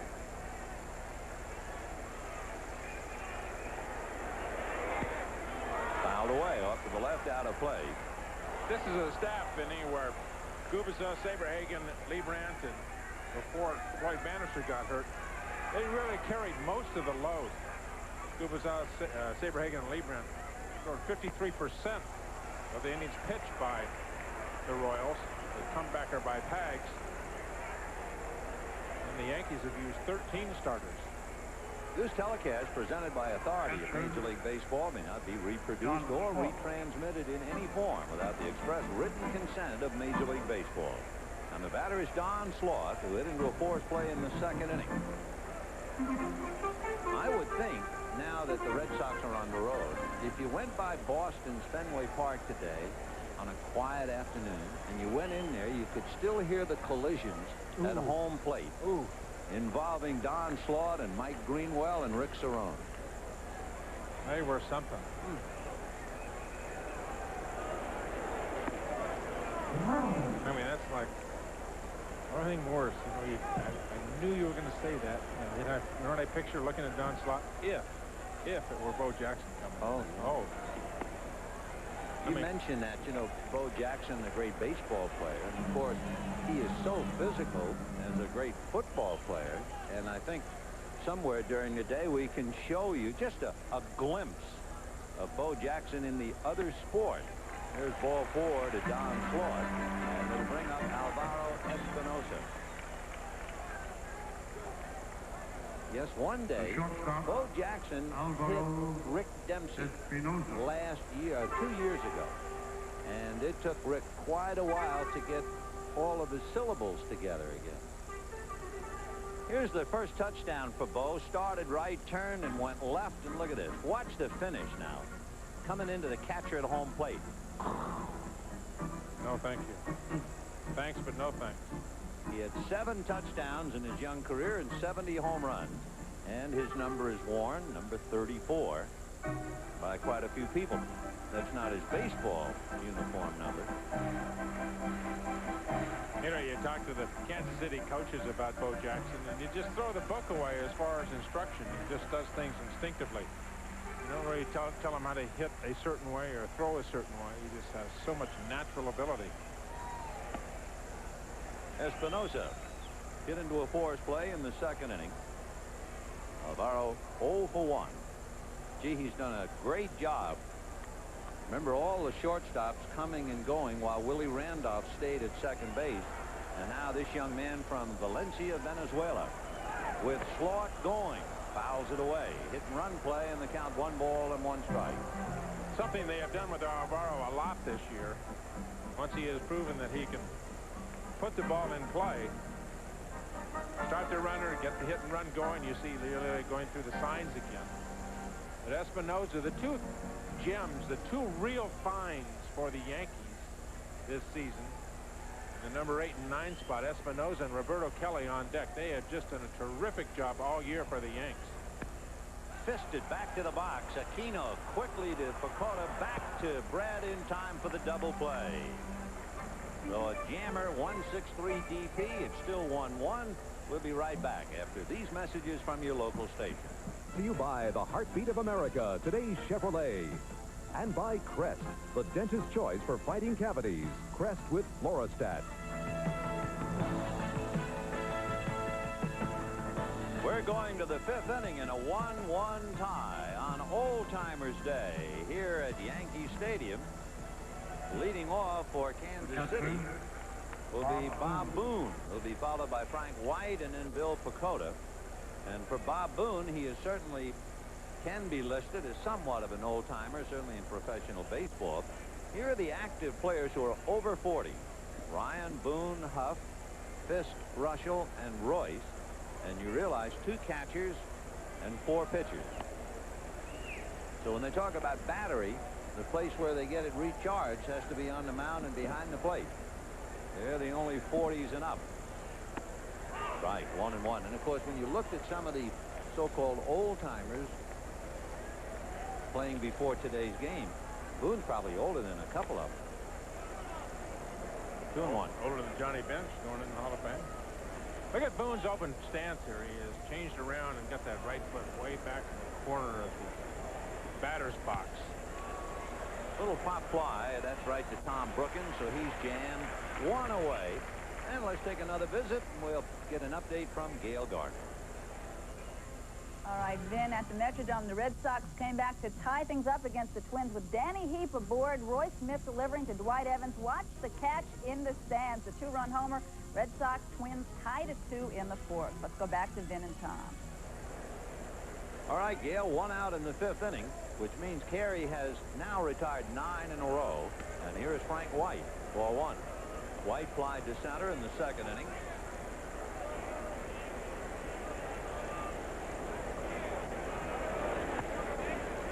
Two balls and no strikes. Talking to Frank White yesterday, he's 37 years old, 38 years old in his 17th year. He feels he can play another year in Major League Baseball. Ground ball to short. There's Espinosa. 2 down. If he plays on the AstroTurf. He's very vocal about this. He feels maybe he can play 2 or 3 years more. He does not play on turf, and it's a consideration that older players like Frank White are going to be making. Is that the turf takes such a toll on your body. And he really feels like he's limited to 1 more year possibly if he has to play on turf. And he's a free agent this year, and that's a consideration your veteran players are going to be thinking about. Bill Pacoda, first ball swinging, hits it to Pagliarulo. So Carey is just breezing now. He's retired 11 in a row since he walked Boone back in the 2nd inning. And at the end of 4 1/2, a 1-1 tie.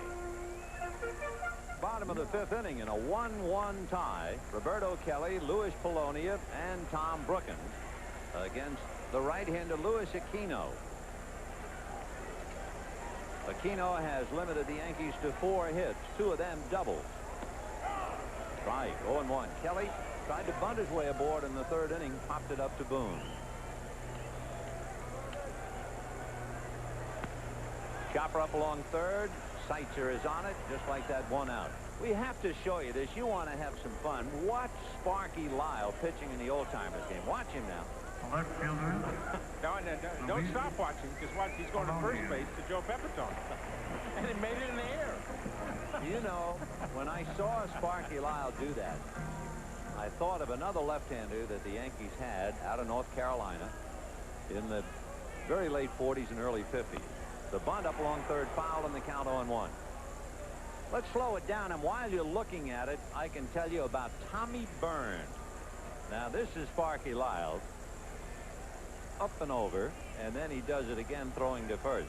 Tommy Byrne would pitch behind his back, and I saw him do it once in an exhibition game against the Brooklyn Dodgers, and he made that pitch, did Tommy Byrne, to Pee Wee Reese. 1 ball, 1 strike. Reese jumped in the air, backed out of the box, so he was number 1 startled, and number 2, as any athlete in baseball would do it, he felt he was being shown up. He was angry. Ground ball to Bill Pacoda. So 2 down, and Tom Brookins coming up. But can you imagine a regular game and you see a fella throw behind his back? That was Tommy Byrne, who also used to flip the ball up in the air and then catch it as he was going into his windup. He was remarkable. Tommy Brookins hit into a double play and walk. 2 down.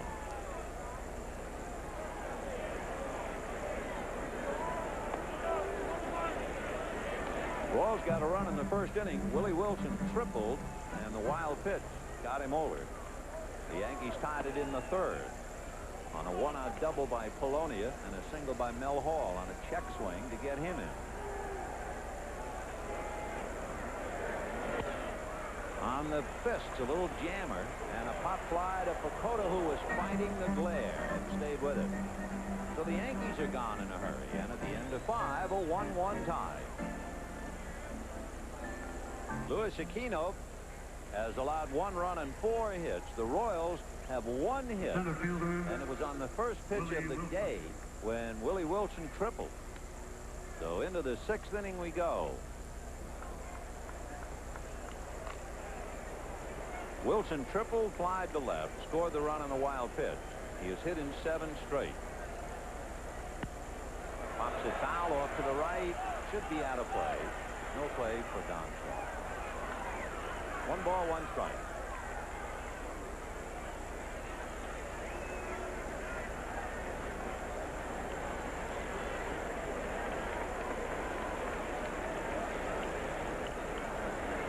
Wilson came in here a hot hitter. Not only has he hit in 7 straight, for the last 10 games, he's been hitting over 330.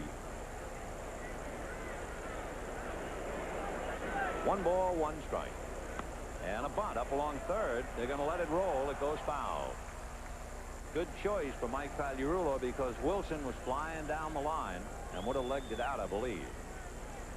Both leadoff hitters have tried to bunt in this game. Louis Polonia tried to do it last inning. And he has tried to bunt almost every game that he has played for the Yankees. And here Willie Wilson leading off this inning, and had it not hit the cut of that grass, would have stayed fair.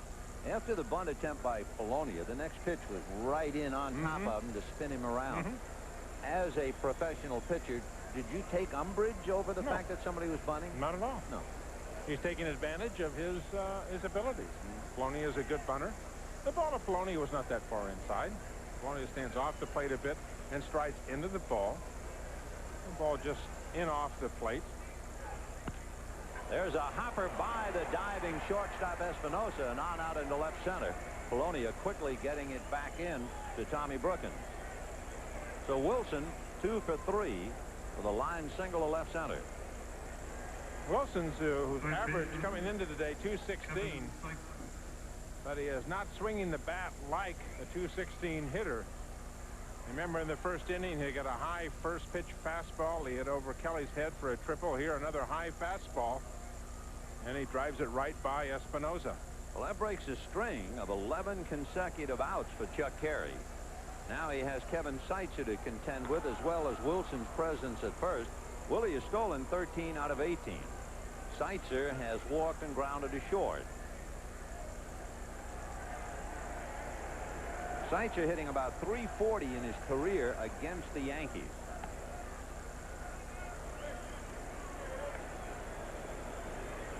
This year he has a home run and 5 RBIs. So he has caused a lot of trouble for New York. Handles the bat very well. A good hit and run man. And a big hole between Brookins and Mattingly on the right side. 2 balls and no strikes the count. We're in the 6th. Chuck Carey has allowed 1 run, 2 hits. Both hits to Willie Wilson. The Yankees 1 run, 4 hits.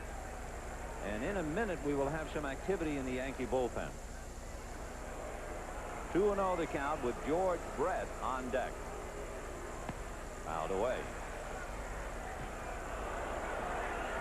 So the Yankees moving around. And of course, one thing with that doubleheader, the Twilight Night doubleheader last night, Dallas Green was hoping that Carey could at least get into the 6th, maybe the 7th, and he has reached the 6th. 2-1 the count to Seitzer. Lee Guterman and Dale Mahorsic down in the pen. 2-1. With the runner going line to right, but it's right at Barfield. The throw not in time, but with that shotgun, boy, he was looking right down the barrel, and Wilson just able to get back. Fans of Yankee Stadium here have really grown to appreciate the arm of Jesse Barfield in right field, and he shows off his gun here, and he is not afraid to throw. Not only a strong arm, but a very accurate arm. Of course, the Yankees and the Yankee fans have gotten used to an outstanding arm in right field. Dave Winfield, who normally is in that position, owns a great arm in right field. Interesting to see if Winfield comes back and they've got Barfield and Polonia, Roberto Kelly in center field. What will the Yankees do? Barfield a free agent at the end of the year. George Brett up there now with Wilson at first. Brett walked and grounded out. 0 for 1.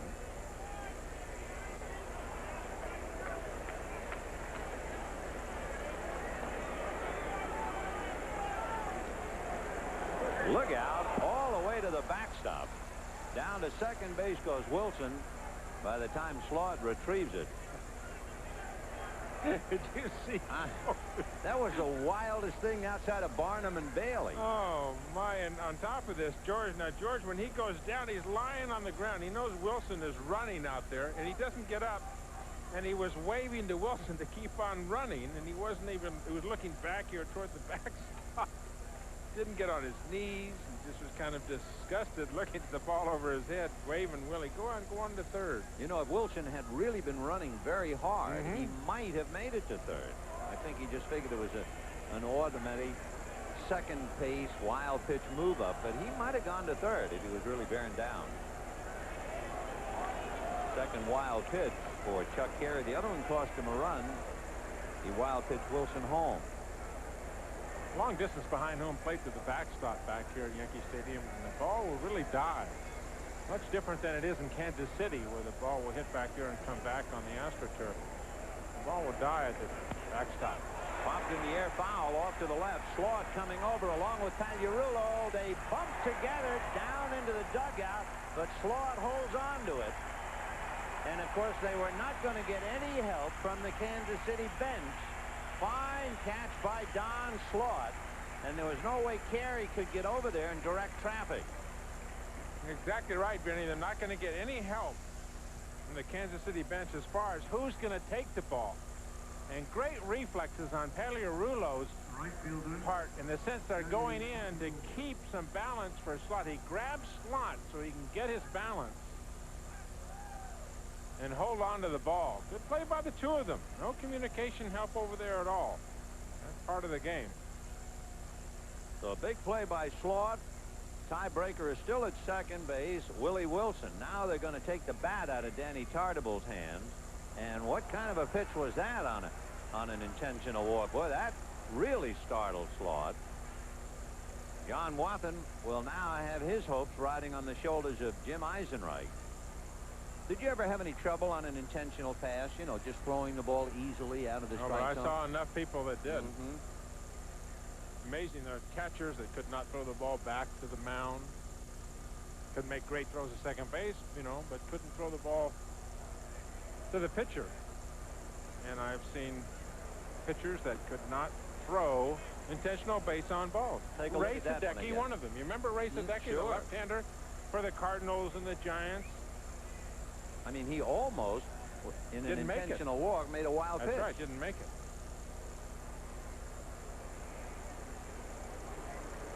Two down. Top of the sixth inning in a 1-1 tie. Meanwhile, the Sox and the Twins are tied up at 2.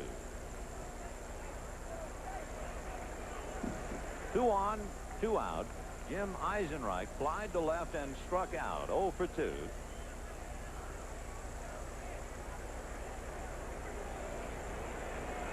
He's been kind of a feast or famine hitter of late.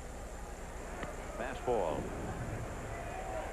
Half of his, well, let's say, last 11 hits, 5 of them have gone for extra bases. Jim runs well. He has 19 stolen bases. You see Carey going hard inside on him. Eisenreich flew out to left field his first time up. Looks like he's trying inside out the ball. 1 ball, 1 strike. The right side of the Yankee infield very deep. Both Mattingly and Brookins just about on the grass. 1-1. After Eisenreich comes Pat Tabler.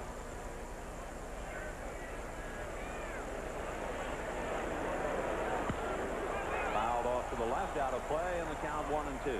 There you can see the bat late into the hitting zone, into the hitting zone at home plate. The bat head trailing the hands. And if you're a defensive player or defensive outfielder, you notice that Roberto Kelly on the left field side of second base in the outfield. You can see that bat hit slow through the hitting zone. 1-2 to count to Jim Eisenreich. Wilson at second, Tartable at first. 2 out in the 6th. A 1-1 tie. 2-2. One of the things you don't want to do, if you have a hitter at the plate has a slow bat, give them an off-speed pitch where they can get the bat head out front and hit the ball with authority. You want to keep pounding them inside. His only strikeout was Eisenreich in the 4th inning. Now he goes 3-2. That was the pitch he wanted. You saw him angrily reach down and take a swipe. Meanwhile, Luis Aquino all bundled up and resting and hoping to see his club get out in front. It's 1-1 in the 6th. He'll be pitching to Mattingly, Hall, and Barfield in the bottom of the inning.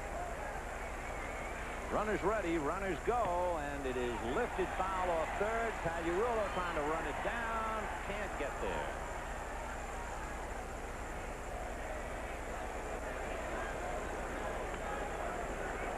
Still 3-2.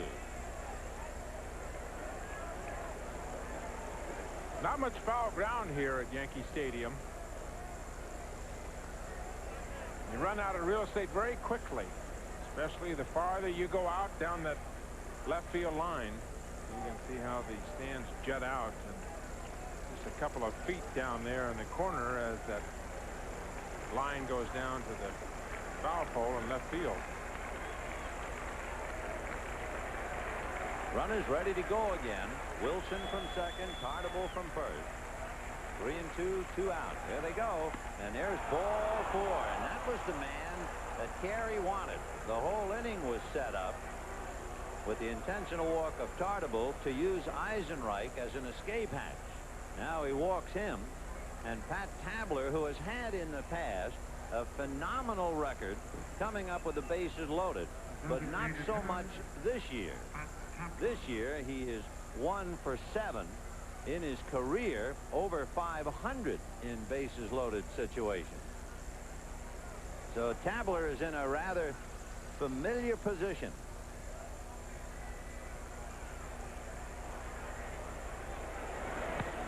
And he promptly hits one to Mattingly, and the inning is over. No runs, 1 hit, 3 left. And at the end of 5 1/2, a 1-1 tie. Following baseball, golf will take us to beautiful Williamsburg, Virginia for the Anheuser-Busch Golf Classic. That was the top 3 atop the leaderboard at the end of 2 rounds. Hulbert, Norris, and Shari, 11, 10, and 10. That should be a great tournament. Hope you'll stay right with us when this one is over. Don Mattingly, Mel Hall, and Jesse Barfield. High fly ball, and Willie Wilson should take care of it. 1 pitch, 1 away. So Mattingly goes 0 for 3. 1 down in the 6th, and the batter, Mel Hall. Boy, you watch Mattingly all year long. Watch him in April.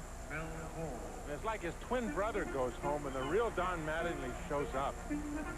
There's just no comparison between the 2 individuals that the Yankees see here. It's awful, just awful in April. High pop foul off third. Kevin Seitzer right through the coaching box, and just like that, we have 2 out in the 6th inning. To illustrate your point, Tom, Mattingly hit .221 in April, and look at that. Talk about a stairway to paradise. But Luis Aquino has done a good job. He's 0 for 3 against Aquino, and he's represented in the stand. So with 2 out, Jesse Barfield coming up.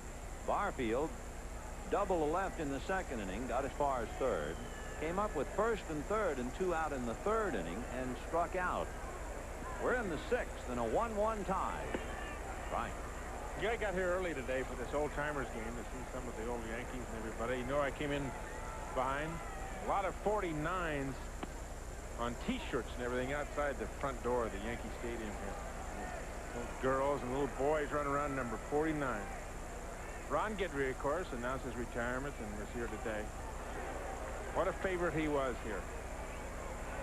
There's a 49, Louisiana Lightning. What year he had? 25 and 3. Some left-hander. He pitched real well in spring training. I mean, he was throwing the ball extremely well, and then boom, blew his arm. His elbow blew out.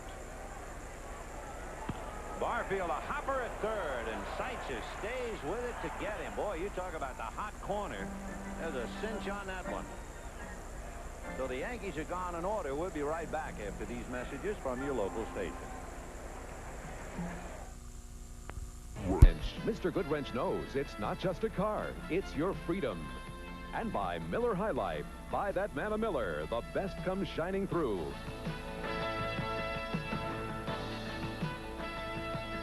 One of the things the Kansas City Royals have done with Aquino, their pitcher, is speed up his delivery in a sense of not taking so long in between pitches. What effect does it have? It's better defense behind you. Your defensive players are on their toes. They're ready to play more instead of taking so much time to throw the ball, get it, and throw it. And a perfect example on the outstanding play by Seitzer. He threw out Barfield, the 3rd out in the 6th inning. Here's Bob Boone. He'll be followed by Frank White and Bill Pecota in the 7th of a 1-1 tie. The Yankees 1-run 4 hits. The Royals 1-run 2 hit. Coming into this game, Chuck Carey versus Luis Aquino, you figured, well, the hitters would take charge.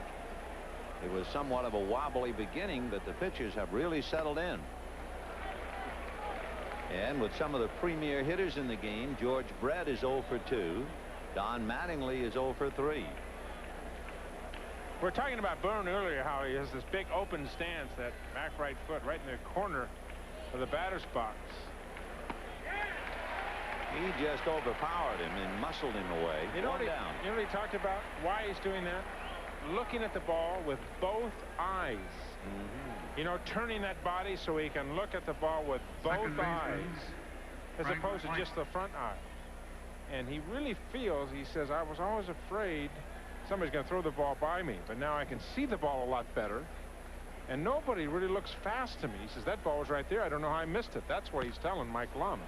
Ball hit down the left field line, foul and out of play. Well, it's certainly working because Boone came into the game hitting in the 290s, and he has struck out less than, well, maybe 10-11% of the time. He's getting the job done. He's always been a good contact hitter. But this year is average up. Boone really feels like he can drive the ball more, hit the ball with more authority with the open stance. He always had trouble with lunging. You know, every hitter in the world will say that. He says he feels like he can look at the ball with both eyes, and he stays back more and more body control. Frank White flied to center, grounded to short. Frank is 0 for 2. We're in the 7th, 1 out and a 1-1 tie, and the count 0-1. Not a bad pitch if he does get that off-speed pitch that he turns over. If he gets it down, that is a perfect pitch to push up along first, especially with Mattingly deep and Tom Brookins deep and way over to his right. Ball 2. So the way the Yankees set up the right side of the infield, White was certainly thinking about taking that off-speed pitch with him. 2 balls, 1 strike. 3-1. Big hole between Brookins and Mattingly on the right side. What's going on here is that Mattingly is playing close enough to the line to prevent the double. High pop foul off to the right of the plate. Slot comes back, but no chance. That's well back into the crowd. Sox and the Twins 2-2 in the 6th. Talking about the crowd here at Yankee Stadium, they're averaging over 27,000 a game. So they've drawn 1,000,001. The Royals are averaging 30,000 a game. They've drawn 1,000,002. 3-2 the count to Frank White. Popped it up around the mound, and now let's see.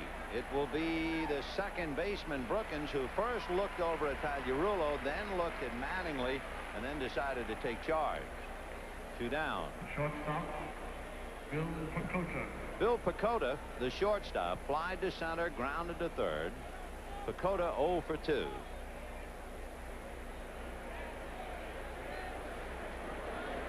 He was recalled July the 13th from Omaha.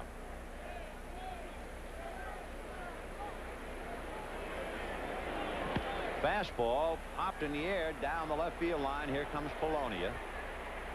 And there go the Royals in the 7th inning. 1-2-3. And at the end of 6½, it's still 1-1. Right now, here's another edition of Characters of the Game. Long way from just a lineup card in the dugout. That's a defensive chart. They'll have on different clubs how to play, tendencies of individuals. There you can see Barfield bats right-handed and runs his 4 for 8. That means 4 stolen bases out of 8 tries. Infield shifts. Infield will say be straight away. Outfield straight away. Barboni on top of that means shift means you're going to pull in the infield and outfield. Your infield positioning defensively is not necessarily the same as the outfield positioning. Some hitters will pull on the infield, meaning they will roll the right hand and pull the ball in the infield, yet hit the ball straight away in the air to the outfield. Here's Mike Pagliarulo, who walked and hit back to the box. 0 for 1 right at the 200 mark. Been a struggle for him. Half swing, that'll cost a strike. I'm not sure, maybe other ballparks have it. At Dodger Stadium, they have a new wrinkle. Joe Moeller, who used to pitch in the big leagues for the Dodgers, runs a computer with a screen Tell you more about it in a minute. 1-2 to count to Pagliarulo. Breaking ball grounded to Brett. George will do it himself, 1 away. And let's just say you're going to come up for your 4th at bat. They hit the computer Seaver, and on the screen it will show a baseball field, and it will show where the balls went that you hit. They will also see the defensive alignment. They have a whole bunch of stuff up there, so they've moved on and on and on. That stuff a lot of times is done manually by the pitching coach, and he will be in charge of defensive positioning work with the defensive coach. But it'll be different for different pitchers. Yep. Certain hitters will hit the ball different ways off of certain pitchers, not just right, left, right, left. Certain right-handers will pitch differently to other right-handers on your own staff, and you'll get different results. 1 ball and no strikes. Now make it 2-0 to Don Slaught. Hit into a forced play and walk. 0 for 1. 1 run, 2 hits for the Royals. Willie Wilson has both of them. 1 run, 4 hits for the Yankees. Quite a duel. Chuck Carey and Louis Aquino. Aquino has now retired 8 in a row since he walked Slaught in the 4th inning.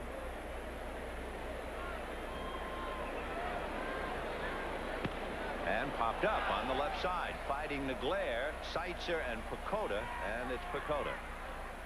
9 in a row retired by Louis Aquino. Everybody on the left side of the ball field today, Yankees and Royals both fighting the sun. Poloni on left field for the Yankees. Here you see Pacoda and Seitzer almost running together, but a very high sky and a very bright sun at Yankee Stadium today. Seitzer almost missed one, a little pop-up at shortstop. Very easy play unless you're looking right into the sun trying to find the baseball. Alvaro Espinosa hit into a forced play, hit into a double play. 0 for 2 and takes a strike on 1.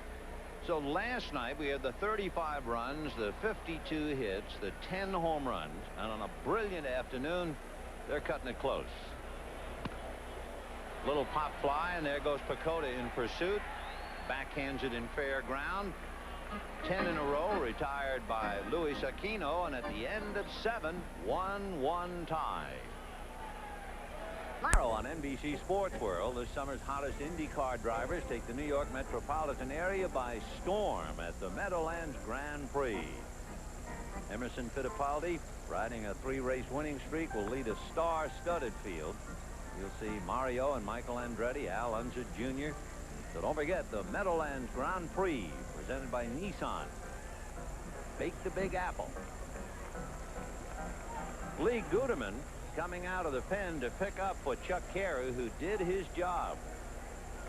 The center fielder, Guterman, Willie fine Wilson. left-hander who pitched briefly last night. So Dallas runs him back in here this afternoon, and he'll be pitching to Willie Wilson, Kevin Seitzer, and George Brett.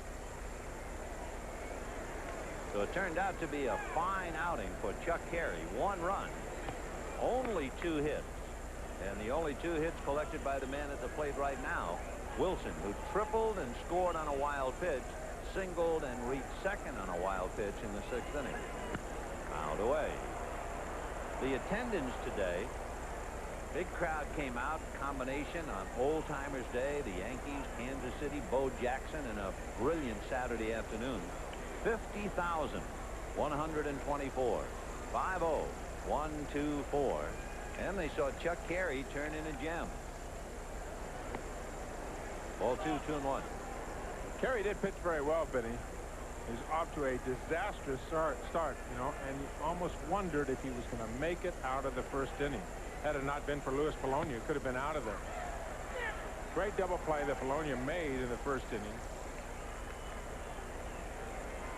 And really saved him. And Carey off to a very rocky start. A triple, base on balls. And then Danny Tartabull fly ball to left and turned it into a double play. Willie Wilson thinks he should have had that one, doesn't he? He hit the ball hard today. Fastball's up, and he has hit them hard, and he wants that one back. Fouled away. Guterman worked an inning and a 3rd last night and picked up the victory when Jesse Barfield hit that 3-run home run. He has 10 saves this year. He had a streak of 30 scoreless innings. That was back in April and early May.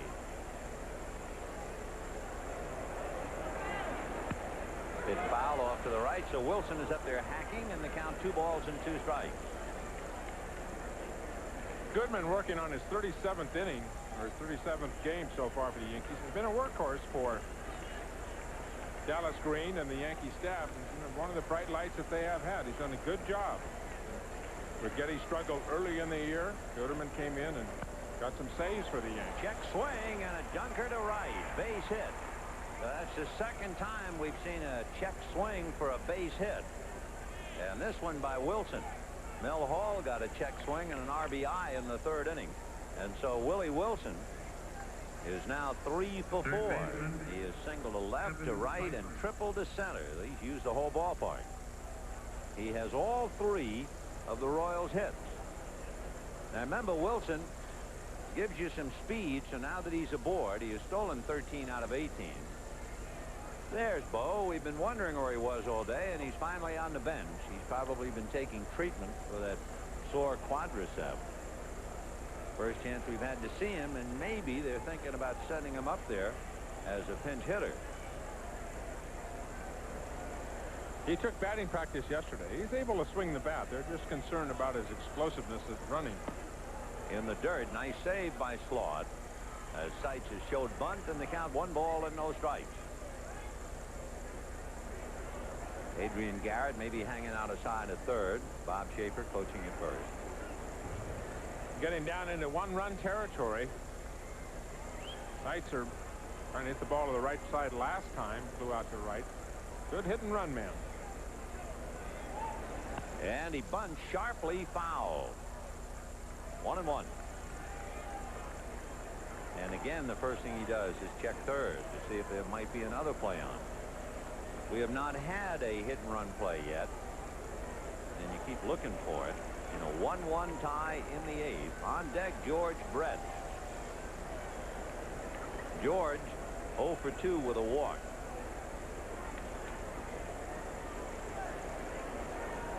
Guterman faking while straddling the rubber. Royals scored in the 1st, Yankees in the 3rd, and we're 1-1 in the 8th. The bunt sharply again. Pags down to Espinosa. They get him.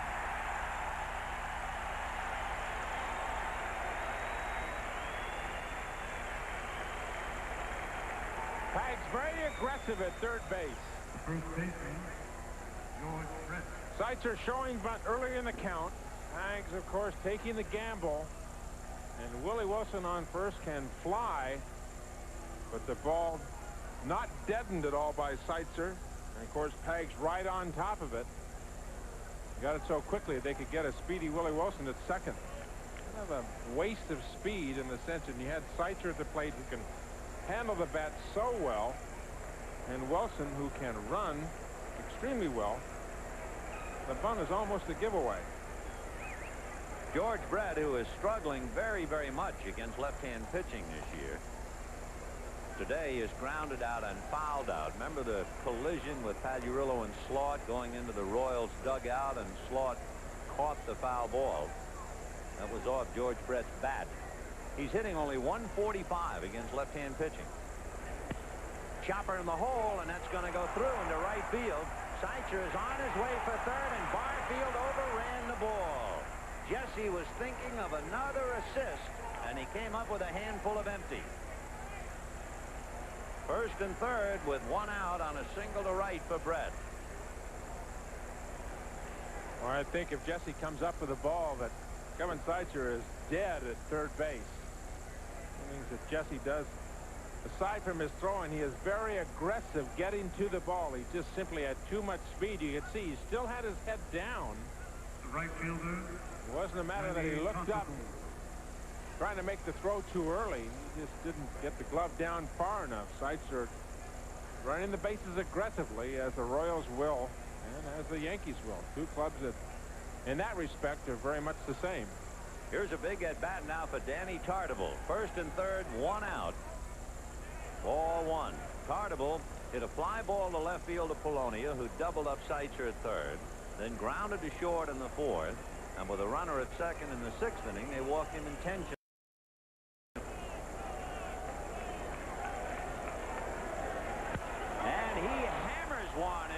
deepest left center. That's a way out and gone. Oh, did he kill that one?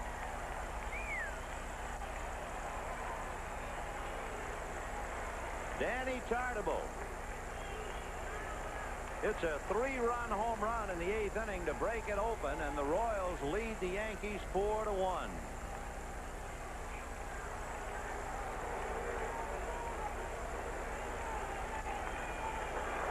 Seitzer and Brett scoring ahead of him. A game is a matter of mistakes, and especially glaring when it's a one-run ball game. There, a fastball right down the middle. Tartabull, a dead fastball hitter from middle in, and a no-doubter. He crushed it. Jim Eisenreich, a one-hopper into center field.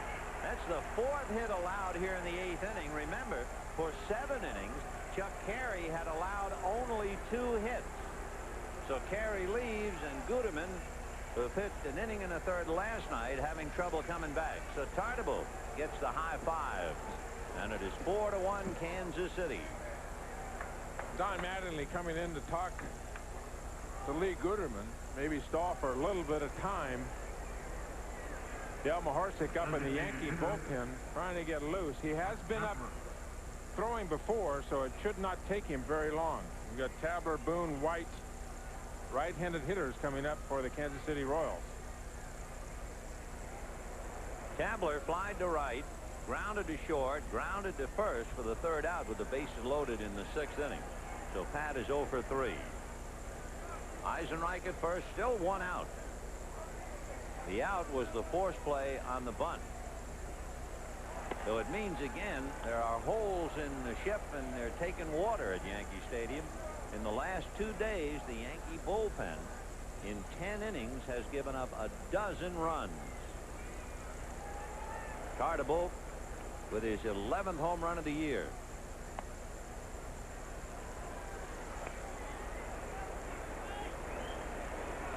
Baltimore had that big spurt late May, early June when they went 13-1, and no one has been able to make a move.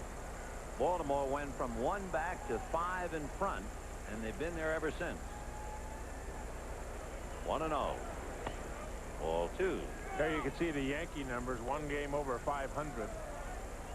A ball club that has never been all season long 2 games over 500. And they've been right around that mark all year long. When Boston won, they had gotten above 500. The last time they were above 500 was the 25th of May. There goes the runner, and there goes another base hit. So Tabler will single Eisenreich the 3rd, and Guterman, asked to come back after last night, obviously is not fooling anybody. And Dallas Green will take the heat. He will go out to the mound.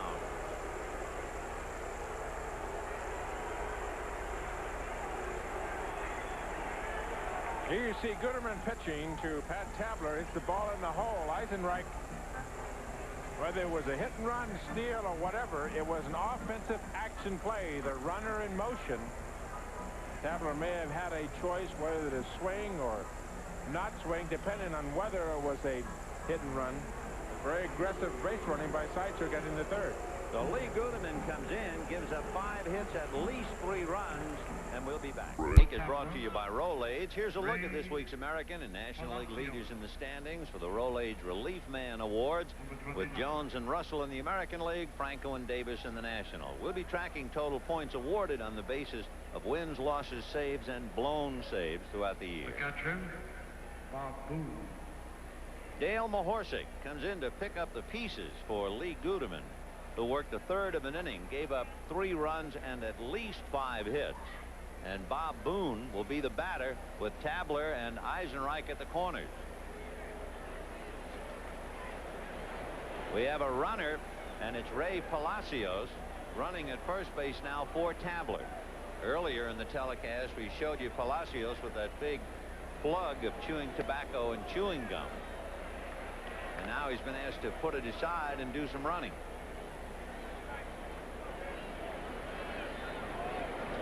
He's still got a bit, but I don't think he has quite as much as when he's sitting in the dugout.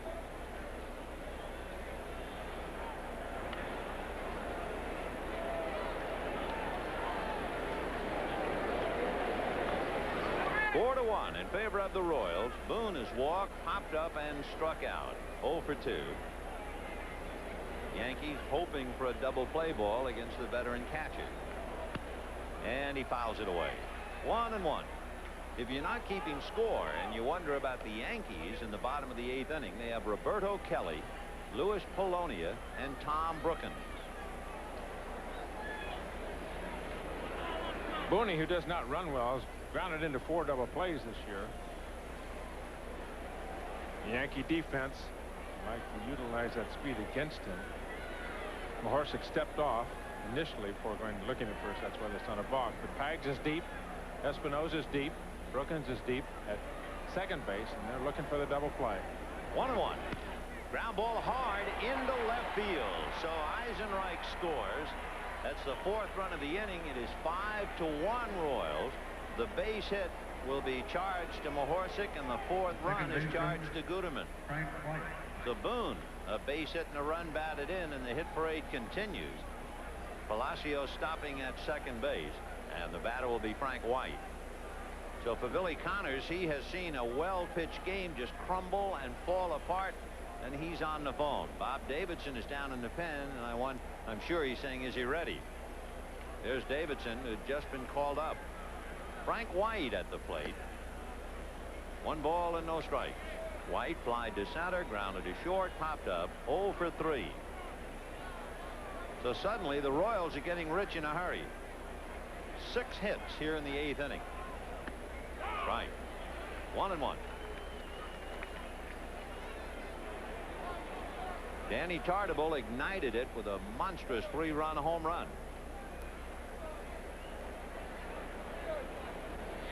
5-1 Royals.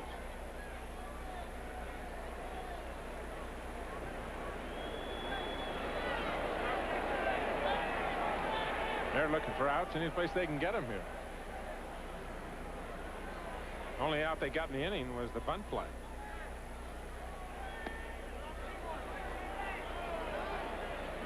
Two balls and 1 strike to count to Frank White.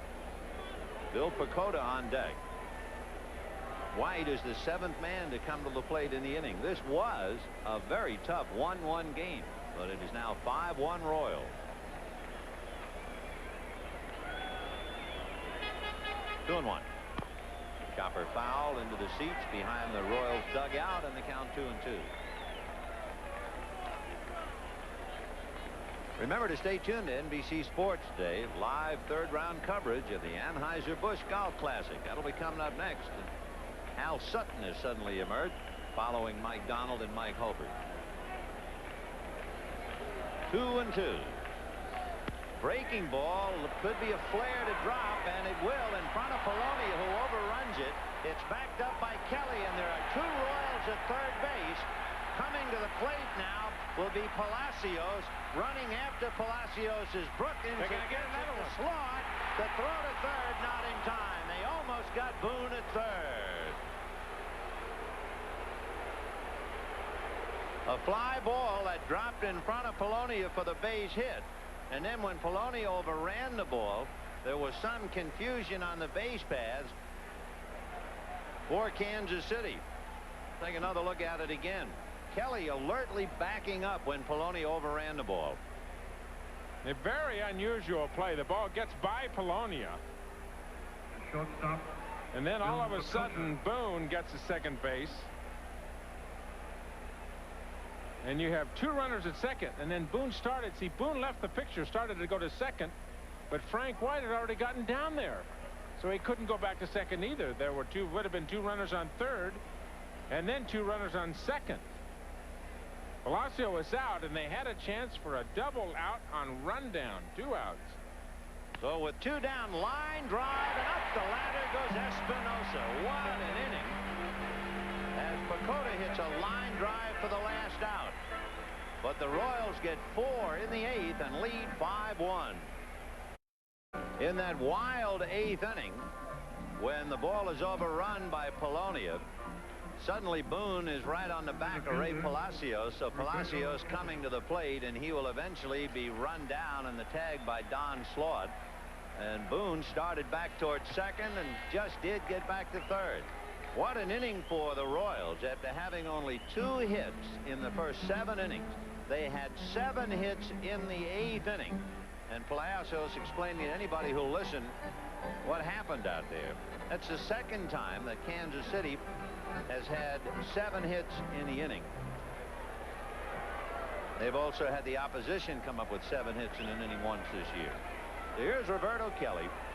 Bunted and popped out and grounded out. Kelly 0 for 2. How about poor Booney in that inning? He couldn't go to third because Palacios was there. He turned around to go find a safe haven at second. I couldn't go there. Frank White was there. Line drive, and here come the Yankees trying to fight their way back now. As Kelly, a line drive single to right. That breaks the string. It had been 10 in a row retired by Luis Aquino, who has allowed only 5 hits. And now Polonia will be the batter. Polonia with a single and a double and grounded out. The Royals are going to back up Aquino. The Yankees were worrying about Carey, and he went 7. Now the Royals leading 5-1. And Steve Crawford gets up in the bullpen to throw behind Aquino. Polonia 2 for 3. Ground ball to the right side. Big hop for White. Over to Pacoda. Back to Bretnick. Get the double play. That hop to White, which came up a little higher, actually made the play a little easier for him.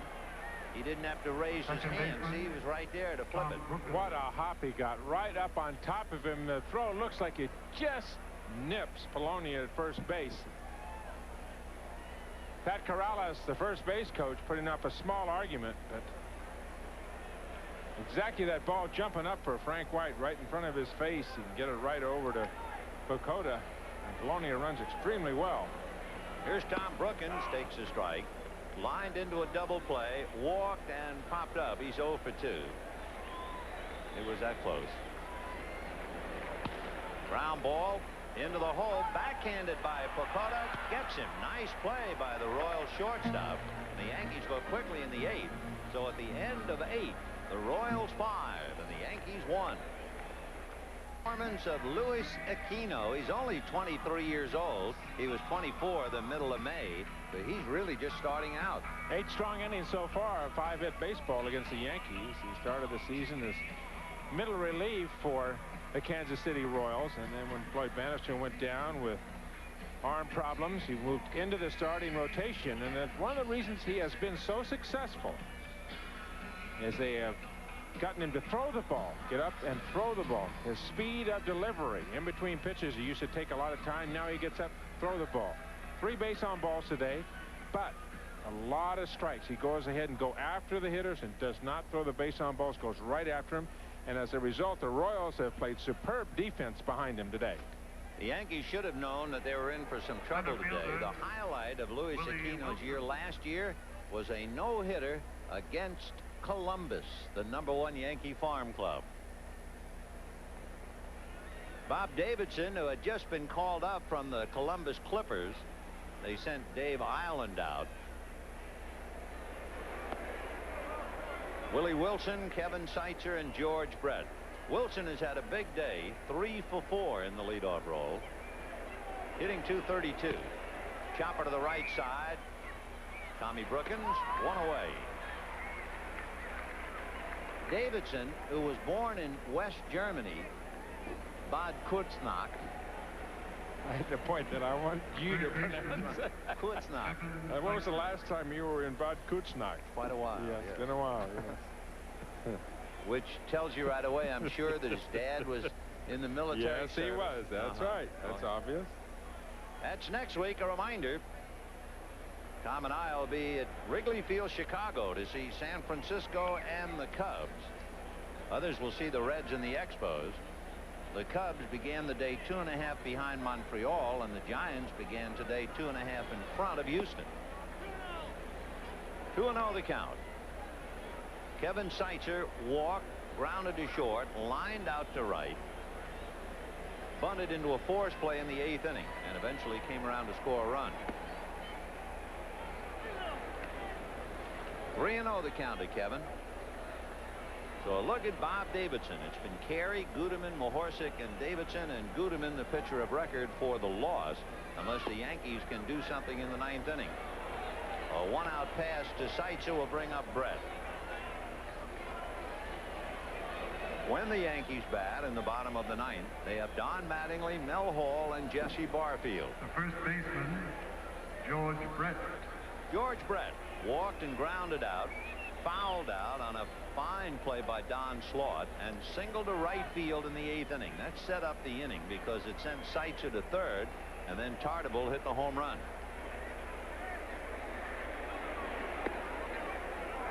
One ball and no strikes. You know, one of the things about Bo Jackson having such a great year and getting tremendous amount of coverage and publicity. I mean, Thursday night here at Yankee Stadium last night, the return of Joe DiMaggio. Ball 2. And talking about the other Royals, and they've got some veterans on that ball club who are used to a lot of attention. Brett and White and Willie Wilson. A lot of attention now going to Bo Jackson. I wonder, does it hurt people's egos? George Brett says, heck, I'd rather talk about Bo Jackson. I'm hitting 255. I don't want to talk about myself. High drive into right field. Barfield going back, and she is gone. Home run for George Brett. And it is 7-1 Royals. And once again, Dallas Green has been plagued by the bullpen. The bullpen has now become a disaster in looking at what has happened today. Guterman giving up 4, Davidson 2. That's 6 runs charged to the pen, and it is 7-1 Royals. So Bob Davidson has a membership card filled out by George Brett. Great big difference between pitching at AAA and pitching in the major leagues. When you make a mistake at the big league level, they just don't miss it. They just flat don't miss it. They don't pop it up. They don't knock it back on the screen. Even a guy that's only hitting 256. George Brett, you make that kind of a mistake up in the strike zone, him where he can get at the ball, he's going to hit it and hit it hard. He hits number 6 on the season for himself. So George Brett, little icing on the cake to make it 7-1 Royals, who are really starting to hit some home runs now. And they have broken this one wide open. Tartabull tied up and takes a strike. You know, we're talking about Bo Jackson, and on this great old-timers day, just to give you an idea of how great Joe DiMaggio was as a player, we'll just give you one thought. Pitch low. Jackson might strike out 200 times this year. He's already struck out 98, so he could go close to 200.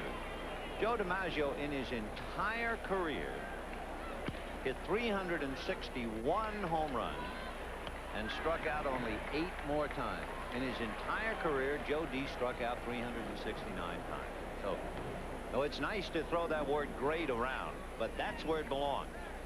The left fielder, Joe D. What a play. That's one of those numbers, and you read it, you can't believe it. You say, this has got to be a typographical error. You say, it can't be. This is impossible. Yep. Can't happen. And of course, they talk about it a great deal now because of Mattingly with 12 home runs and 12 strikeouts. But carry that out over years.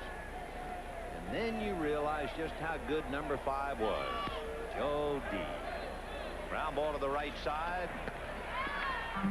That will be that for the Yankees, and at the end of 8 1/2, it's the Royals 7, the Yankees 1. Mattingly, Hall, and Barfield do up. Charlie will tee it up just as soon as baseball is over. Mattingly, Hall, and Barfield in the bottom of the 9th. Mattingly flied to right, hit into a force play, flied to center, takes a strike. Luis Aquino, doing that all day, has 1 strikeout, 3 walks. Off speed. To show you what kind of a disaster the Yankee bullpen has been in this series. In 15 innings, it's allowed 15 runs and 5 home runs.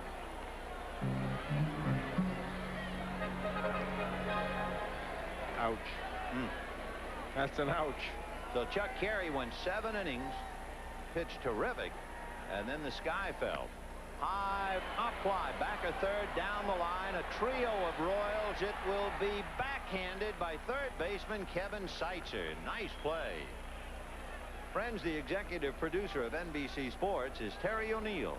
The coordinating producer for NBC Baseball, John J. Filippelli. The telecast of today's Game of the Week has been produced by George Finkel. Directed by John Gonzalez. Pre-game produced by Les Dennis. Pre-game directed by Doug Grabert. Features produced by Ricky Diamond. Technical directors Marilyn Altman and Richard Sansevier. 1 ball and no strikes to Mel Hall. Next week, the Giants and the Cubs from Wrigley Field. Get to see beautiful Wrigley and the Thumper boys from San Francisco. Mitchell and Clark, huh? The Pacific Coast Sock Exchange, as they call it. Will Clark and Kevin Mitchell. Another pop fly down the line. Coming in a hurry is Eisenreich to pick it off. And the Yankees now are down to their last out. For Luis Aquino, he is 1 out away from his first complete game since August last year when he shut out Toronto. Interesting, since he was from Toronto, so John Wathan has to be very happy with what he sees. His bullpen gets a rest, and that will take some of the bad taste away from the Royals, who must feel in their hearts they let a sweep get away last night when Barfield hit that 3-run home run. 0-1. Another one, strike 2. 0-2 the count to Barfield, who doubled the left, struck out and grounded out. Hit the ball very hard in the 6th inning and drilled it right at Kevin Seitzer, who threw him out.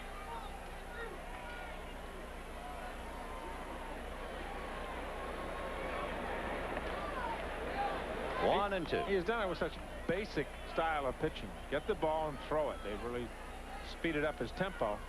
And every time you look up there, it looks like it's no balls, 1 strike, and then 1 and 1, and then 1 ball and 2 strikes. If he goes that far in the count. Foul tip and held by the catcher Bob Boone, and that's it. Barfield can't believe he held on to it. Strikes out. The game is over, and Luis Aquino pitches a complete game 5-hitter to shut down the Yankees 7-1. 7 runs and 10 hits for the Royals, who broke the game wide open in the 8th and 9th innings at the expense of Lee Goodeman and Bob Davidson. Home runs by George Brett and Danny Tardival. Looked like it was going to be a blowout in the 1st inning, Vinny. The Royals had a rally going, but a great double play by Polonia. Yeah, it became a blowout, but it didn't become a blowout until the 8th inning. 4 runs for the Royals in the 8th, but the great job by Luis Aquino, who picks up this pitching staff. It does great things. After a doubleheader, you get a complete game start from a starter. Saves the bullpen. Terrific job by Aquino, whose record goes to 4-4. So the Royals tear one open here as Aquino goes the distance, and Kansas City wins it 7-1. We'll be back after this. The Game of the Week has been brought to you by Burger King, where we do it like you do it. And by the official soft drink of summer, Coca-Cola Classic. You can't beat the feeling. Yeah, off.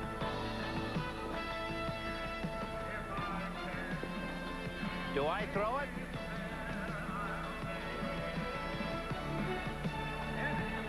As the Royals defeat the Yankees 7-1, let's get a quick update at the Anheuser-Busch. We're here at Yankee Stadium. It is a classic case of what has been happening in the East, where no team can put together a sizable winning streak and make a run at Baltimore. When the Red Sox took the field today against Minnesota, they had won 3 straight. The Yankees had 1 little win last night, and it's already forgotten, buried by the onslaught today of the Royals. Onslaught to the middle relief corps of the New York bullpen. Been very tough for him in this series. 15 and 2/3 innings pitched, 25 hits, 15 runs, 5 home runs they've given up.